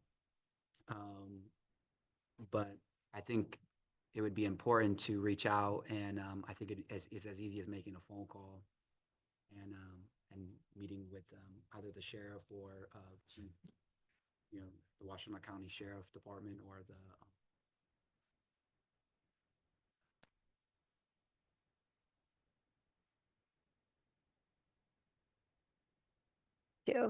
Vice Chair Harper. Yeah, no, I agree with that. Yeah, we definitely want to confirm, but I'm also just going back again to resources available in places that people can go and how can we possibly support in that area, um, even if it's just kind of guiding where people can be, so they're just not out on the streets. Right, because that kind of gets to that, 229 resolution that people were getting upset with people on the streets. So Commissioner St. John, you were next. Thank you. So this is extremely disturbing news, because, as I'm familiar with working in the environment that I work with, um, many cities in Michigan move homeless to areas that, are just exactly where they were to begin with. And to take them out of Washtenaw County, which is one of the highest nonprofit communities out there that help individuals like this. Why? Like, what's the purpose behind this? And I think that in order for them, well, my issue is just basically like, are they going to house them? Are they going to give them their needs? Historically, I don't think that's what happens after an encampment sweep, unfortunately. And again, why are we using police funding to do something so they can come right back? Mm. Thank you for sharing your sentiments. I'm gonna go to Commissioner Myers now. You were next on the list. Yeah, I think we should be careful in like assigning, I guess, guilt to like the Nipissing Valley Police Department, because they are too. It is city property. It is like, Water Street already has a number of issues going on with it. I think we should be careful in saying we should just let individuals stay there forever. Obviously, we should care for those people. We should make sure that we have room for them. Make sure we help them. We should also be realistic and say, hey, there's a city property. There's likely in these communities there's lots of drug use, a lot of abuse, lots of all sorts of other things, a lot of like alcohol abuse and other things. And if we have city property that we need to get rid of, and it's covered in broken glass and broken needles and a bunch of people who, obviously they need a place to stay, but would be belligerent on public property, I think we should be careful in saying that. I don't know how to say this, but like careful in saying that it would be a entirely evil option. Like I think it's not unreasonable to care for city property. I'm not saying we shouldn't care for these people. Obviously, we should. We should ensure that they are housed, and we should ensure that they are taken care of by the community. 100%. We shouldn't also say. I think it's totally okay to say we should take care of people, and we should also ensure that the land is the property is being well maintained. Okay, before I continue, it is 7:38, so can I please have a motion to extend till 8:30? You don't have to stay. You said 8:30. 8:15, 8:30, either one. What time is it? It's 7:39. What else do we have to do first? This public comment, proposed business, commissioner comments, adjourn. Yeah, let's extend. Second that. Extend till what time? I have a motion. 8. That's when we end. That's when we end. You're trying to What be we silly. extend for? 8:30. 'Cause we have 20 minutes left. This I- takes me longer. Good motion to extend it to 8:15. Okay, a motion to extend till 8:15. Thank you. Do I have a second? Okay, second from Commissioner Myers. All in favor? Aye. I, Any opposed? Hearing none, let's continue. Okay, I was next on the stack list. So what I was gonna say is, one, so people don't typically choose to camp on city property out of just like, free agency and will. It's usually because it's a survival aspect because there is no other place for them to go. And part of that is because we have, a lot of inequity around applications for housing or even like being able to afford housing once you get it. There's so many reasons. And also regarding like litter and substance use, there were programs trying to be created in city of Ypsi that would address that, like syringe services programs that would do syringe litter in exchange for syringes where people are still having access to treatment. And there's also a litter pickup and cleanup on the city property. And then if you don't want to do that, we've requested, having Sharps disposal boxes at places publicly accessible because those are also used for people with diabetes. And that also has met some resistance. And so people are typically, in these circumstances because there is nowhere else for them to go. And I have been going to the daytime warming center almost every day. And Vice Chair Harper has joined me at one. And it's really community filling in for things like toilet paper needs. You do a shout out, we need toilet paper at the Freight House. Or food, people bring food there. Toiletries, hygiene, harm reduction stuff, like you name it. A lot of people are stepping in where our government has failed us. And so part of that is this discussion is how can we ask the city council to please request that these millage funds be allocated towards unarmed non-police crisis response, homeless aid or services, harm reduction, like all of these components that address public safety better. And so this is just a resolution requesting that the millage funds be used for that because we can't demand council do anything. But I will say that, just looking at the millage Public Safety Fund 205, it's acquired over $2.4 million just in a 7-year time period around. And there's around $888,000 possibly left over. And so like my question is, where is that money? How much again? 888,000 around, that has not been fully expended. So I just have a question. I would like a legal memo possibly, because I do know that the Public Safety Fund 205 is technically a special revenue fund, which when I read about special revenue funds, you were not allowed to use those on capital improvement projects or debt relief. So my question for legal counsel is, why is it that our millage monies were spent on capital improvement projects if it's a special revenue fund? And then my second question to follow up with that is, what is currently in the public safety fund amount wise that hasn't been spent? Does it roll over? Does it get sent to the general fund at the end of each year? Does it just sit in its pot and just accrue over years? All of these questions. I'm going to add your name, Monroe, Commissioner Monroe. I'm going to go. That was my comment, but I would just like to formally ask a legal memo on, what are the restrictions of the special revenue fund? How was it that the public safety fund was going towards capital improvement projects? And then how much money is currently in that fund?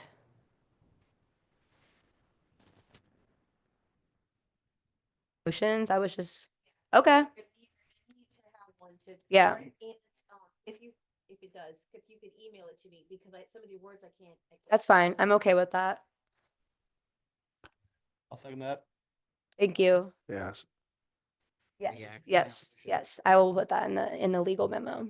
Okay, so I made a motion. And then I had a second from Second. Commissioner Myers. So all in favor of me writing in an email this to Lori for a legal memo? Aye.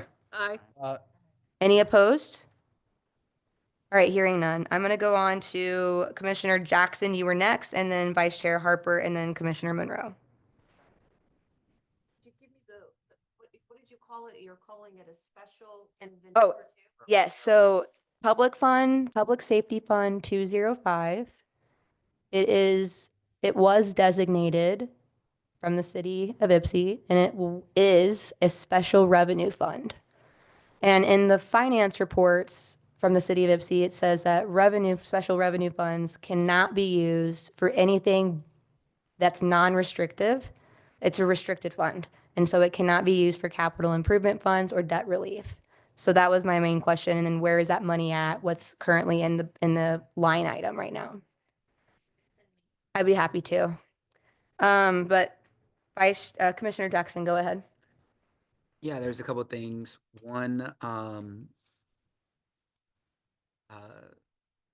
you know, there was a season where I was working with, and still am now, just in different ways, with the unhoused. And unfortunately, one of my friends there passed away because he did freeze and in the winter.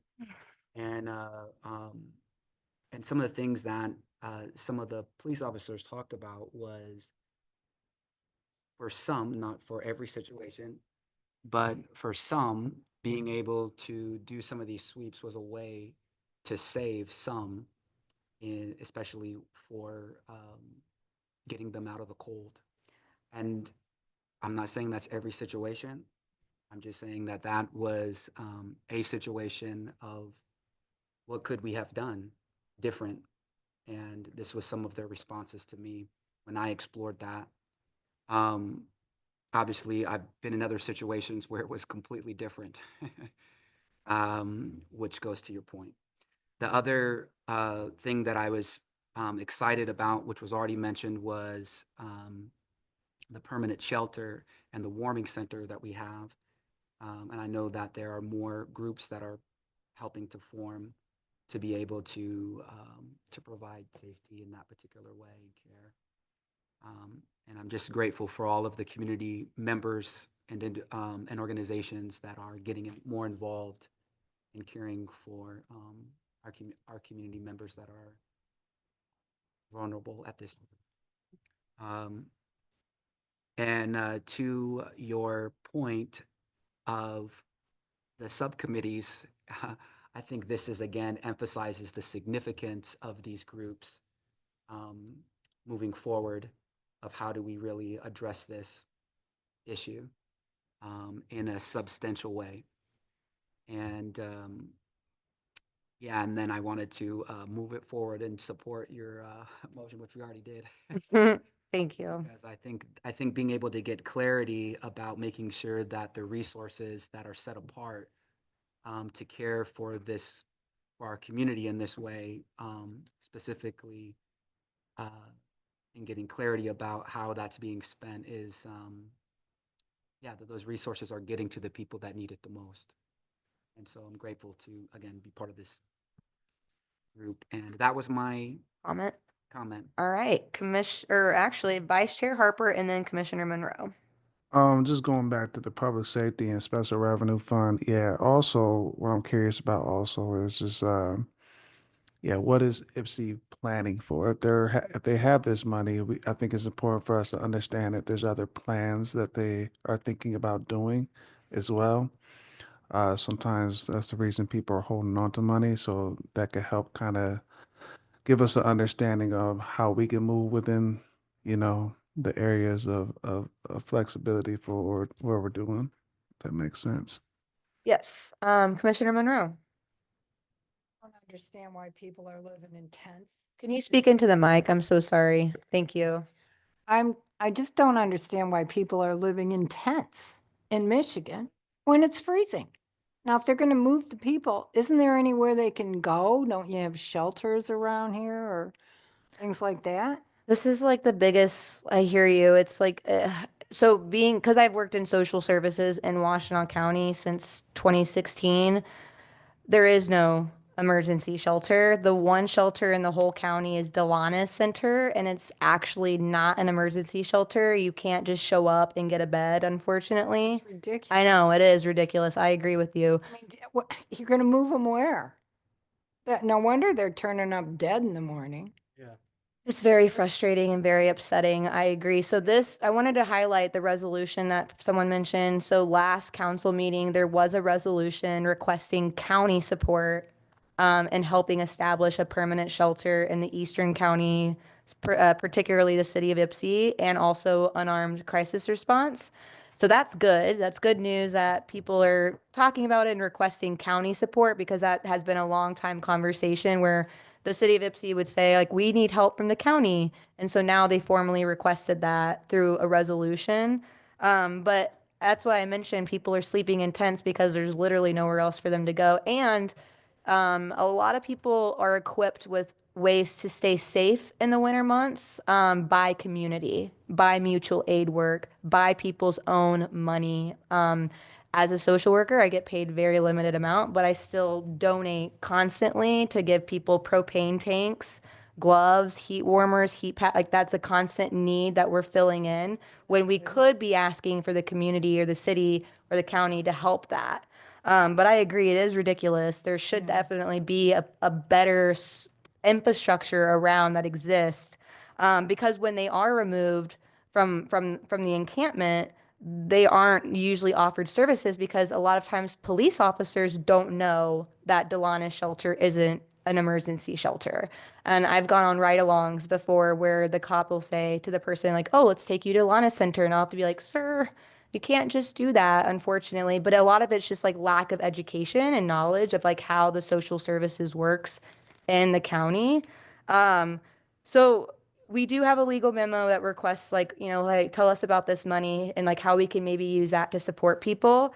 But we also do have here a resolution requesting that the millage funds be spent on mental health and non-traditional forms of public safety.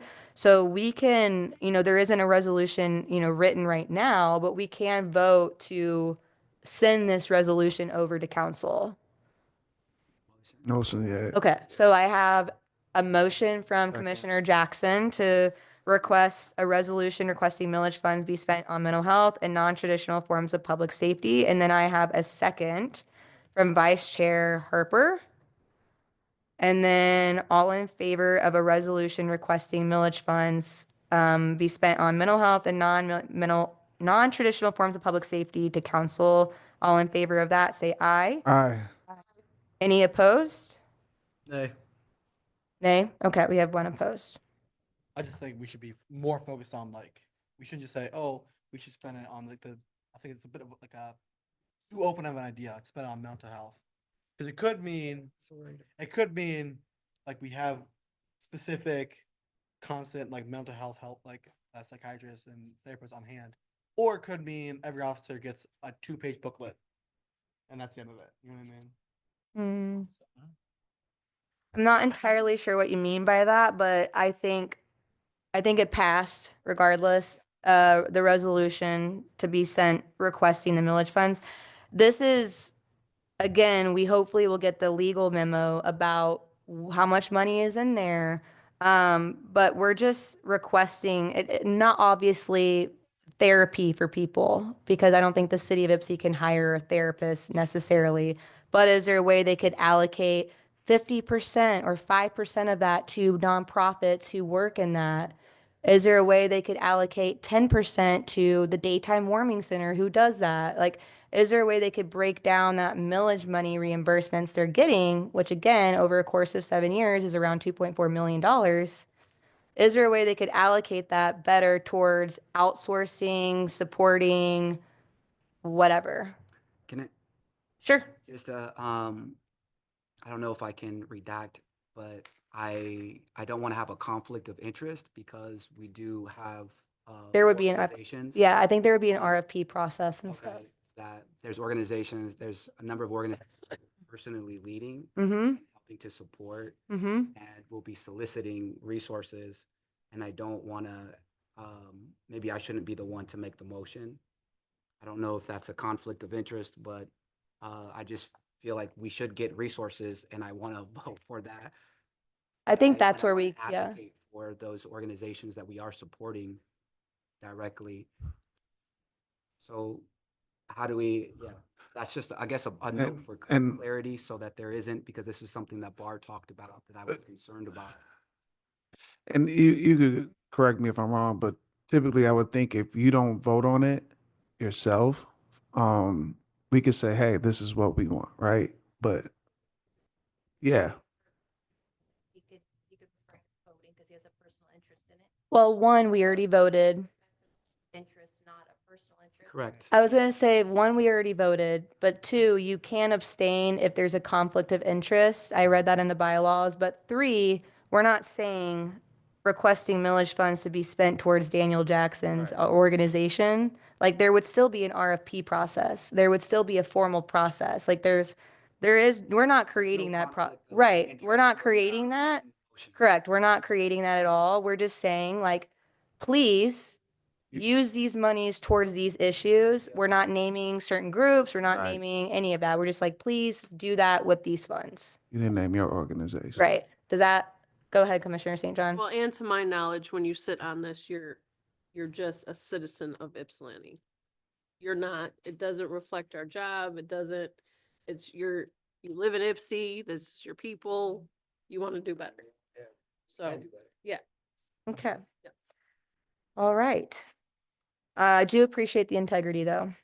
So we will now move on to the next item, which is the resolution that inaction is discriminatory. I believe a community member actually suggested this during public comment, and we added it to our agenda at the November meeting.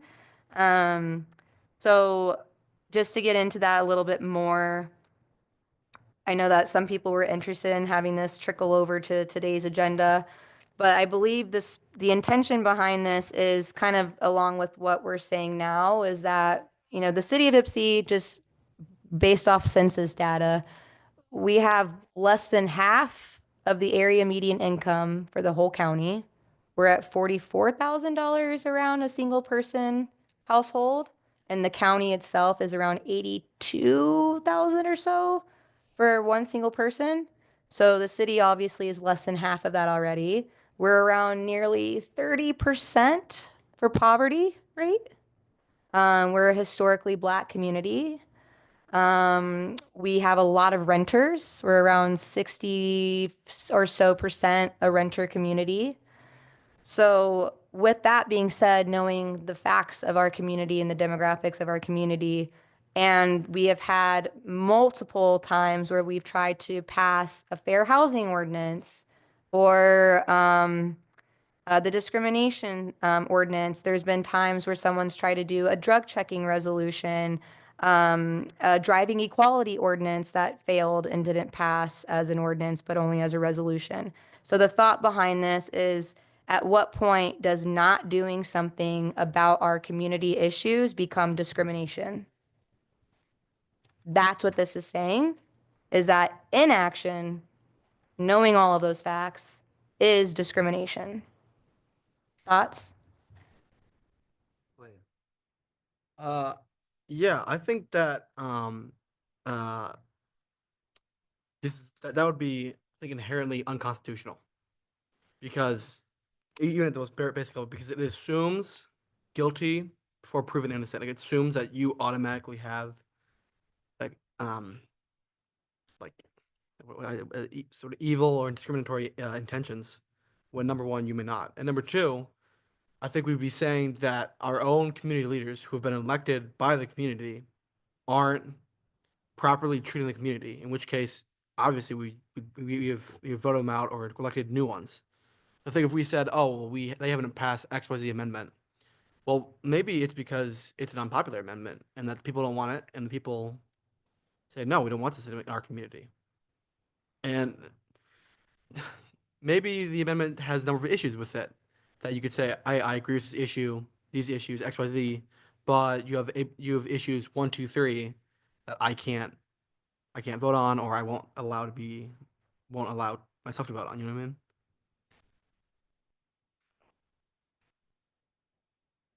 And then Commissioner St. John. Yeah, just for clarity's sake, understanding you're saying is that the inaction is an action of discrimination, and that's what you are proposing? That is what a community member brought forward and we collectively agreed to have on our agenda. Yes. And so with that said, I would, I do agree, with Commissioner, Myers, that there can be a number of different reasons. And I think of why we haven't seen progress in the way that we ought to. And I would be excited to explore Yeah. what those issues are. And yeah, so I would like to create ways, maybe we can discuss ways that we can figure out, well, what's the underlying issue that's there, and see what kind of solutions we can come up with. Yeah. I'm going to go to Commissioner St. John first and then Vice Chair Harper. Thank you. So considering we're human relations, right? So, looking at Google definitions here, don't quote me, people. And our skills are required as the capacity to connect with others so that you can constructively collaborate and achieve common goals. Not take action to what basically is human relations, should definitely be implemented as a rule, because that goes against everything that we're doing. So. Go to Vice Chair Harper first before I chime in. Yeah, I hear you.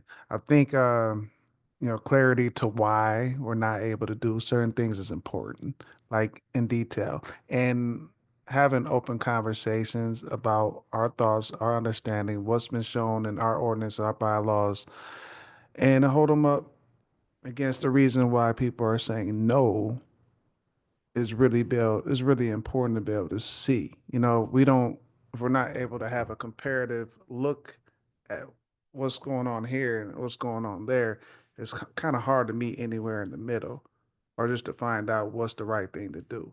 And I don't see that happening often when we're getting pushback or they're just saying, hey, we're not able to do this. It might be a statement and then that's the end of it. Is there a way to have some dialogue? Is there a way to communicate more understanding, clarity, so things aren't being misunderstood? Because I think there's emphasis in there that are not transparent. And I think, again, that misinterpretation helps us not progress as fast as we should. All right. Well, it is 8:02, everyone, and we have a few more things on our agenda after this item. So I don't know if people would like to table this for the next meeting and have that as the top of the agenda as the first old business. I'm happy to entertain a motion to do that because I do think it's important Motion. to carry that conversation on. Wait a second, I'm not done. I do think it's important that I'm appreciative of the eagerness. It is important to have that conversation.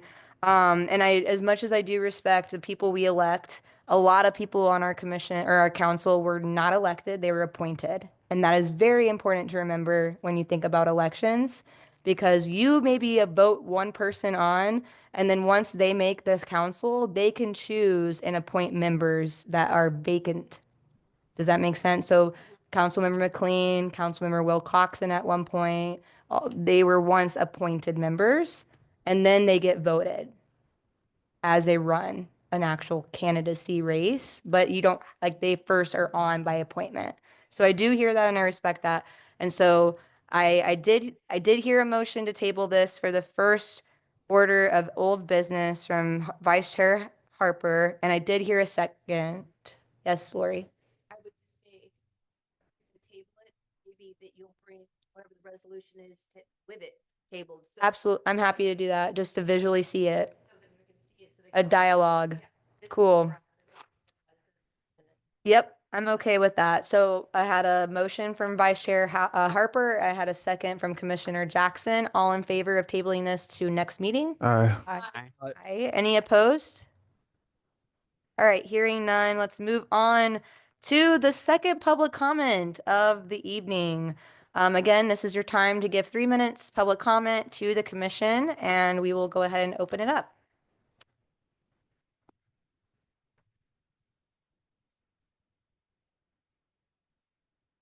Hi, my name is KJ Pedri. My business address here in the city is 120 North Huron.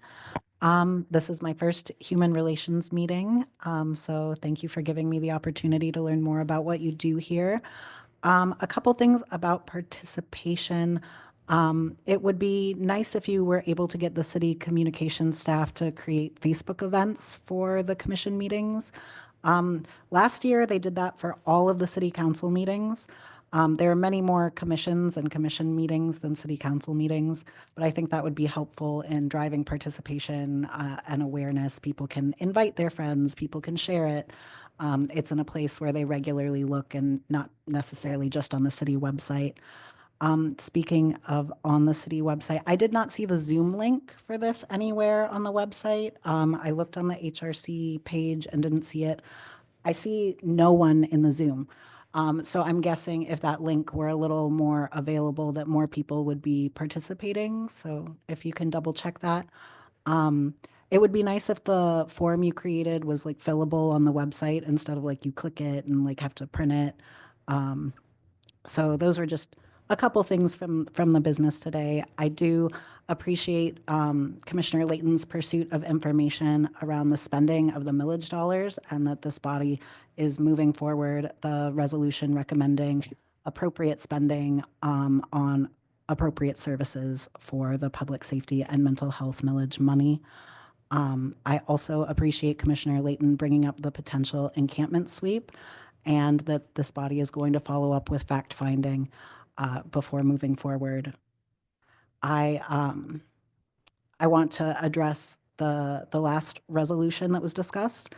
In learning about this body for the first time, I was going over the language about discrimination in the bylaws. It says that the intent of the city is that no person be denied the equal protection of the laws, nor any person be denied the enjoyment of their civil or political rights or be discriminated against. So that's the intent of the city.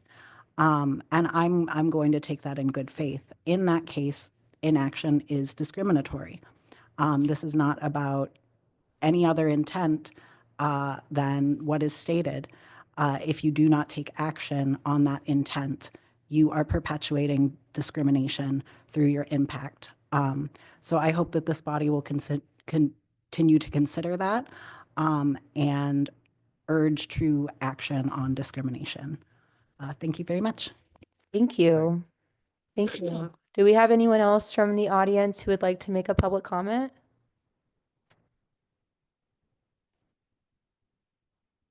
Online. Yep, okay. All right. Thank you for that. So we're in the next item, which is proposed business for next meeting. I know that we have the resolution that inaction is discriminatory is going to be top of the old business list. Along with, I'm hoping, these legal memos that we've requested. One on special revenue funds, which I will be emailing you, Lori, the specific language. And the other one about working subcommittees. Hopefully we will have, information so we can talk more about that then. I am curious real quickly, when will we get more information about the encampment suite potentially? I know that you were going to reach out to someone, but when will we be able to know if that's actually happening as like a fact check? Okay, after city council, so that's Tuesday at 7. Okay. All right. So add it after. Okay. So any other proposed business for next meeting? This is a great time to bring it up, but we do have those items so far. And also you can always submit it to Lori ahead of time, and she will add it to the agenda. We're going to move over to commissioner comments now with 6 minutes remaining. Anyone on the commission? We're just going to go down the line here. Vice Chair Harper, would you like to make a comment? I just want to say thank you again. It's an honor to go ahead and be vice chair, so I'm happy about that. Yeah, and it's great having dialogue and having forward progress. Put our ideas together and see what the next move is. Thank you. I would like to just thank the folks for their public comment, especially the one you just mentioned about where in the language you found that in action would go against intent. I'm thankful for that find, and I'd be curious to know where you exactly saw that. And we can talk later. And other proposed business is that pay attention to county meetings coming up because that city resolution did pass, which means that it's going to be going to the county commissioners for a shelter in the eastern part of county, hopefully IPSI specifically, and unarmed non-police response. So pay attention to Board of Commissioners meeting agendas. And if I do see it on the meeting agenda, I will loop you all in just so you're aware of it. But Commissioner House. No comment. Okay, Commissioner Jackson. Just again grateful for this work and for our community members participating in helping to make our community a better place. So grateful to be here with you today. For all of you. And again, I hate to be the reminder police, but please speak into the microphone as closely as you can, just for accessibility purposes. Thank you so much, Yeah, we heard- public. I was gonna say, we heard you. I'm just kidding. You can say it again. All right. Thank you so much, Commissioner Jackson. Commissioner Myers. Yeah, well, I'm happy to be here. Happy to start, the year off, with a bang. Happy to have this meeting. I just took a small things of I went on the website and I went to the HRC board and I couldn't the webpage and I couldn't find the schedule, which is super frustrating for me. Because I knew tonight that there was a meeting. I can't remember how I found it, but obviously I arrived late because I got screwed up the time. So if that could be fixed, it'd be amazing. And also, huh? Oh, I looked at. Oh, a second. Every third Thursday Oh, okay. of each month. I know, but this date, this date. You know what I mean? Even though even though it's in my mind, you know what I mean. And then also, we have a bunch of hyperlinks in here, Yes, for the online version. we just put I don't remember what they're called, but basically just spread out the hyperlink itself afterwards. That way we can just look it up. That we don't have to go onto the website and then find the specific page and then find the specific thing and then find the specific link. That was just right there. You would rather type the whole URL code in? Well, I mean, I'm just saying we could put this is number 1, and then at the end of it, just that's a site. You know what I mean? We still have these hyperlinks, ordinance here. We could just put a 1, and then I encourage you to reach out to Lori and talk about your ideas directly with her, because maybe you're onto something. But just to continue, because we have 3 minutes remaining, I appreciate the accessibility concern. Commissioner St. John, any comments? Yes, first, congratulations, Commissioner Harper. Thank you. Yes, welcome. And congratulations, Commissioner Layton. Thank you so much. I did mean to say. Also, thank you for our public coming out and anybody on Zoom. We appreciate you and continue to show up, and we will continue to show up. Thank you. And last but not least, Commissioner Monroe, any comments? No comments. Okay. And I did want to say thank you to folks who nominated and voted for me. It's much appreciated. But again, we are at that time where now we get a motion for adjournment. Motion. A motion from Vice Chair Harper, my bad. And I have a second. Who did the second? Commissioner Myers seconded. All in favor of adjourning at 8:13 p.m. Any opposed? Hearing none, the meeting is adjourned at 8:13. Cool. Thank you, everyone. That's good. Nice, good person. Motion. You're like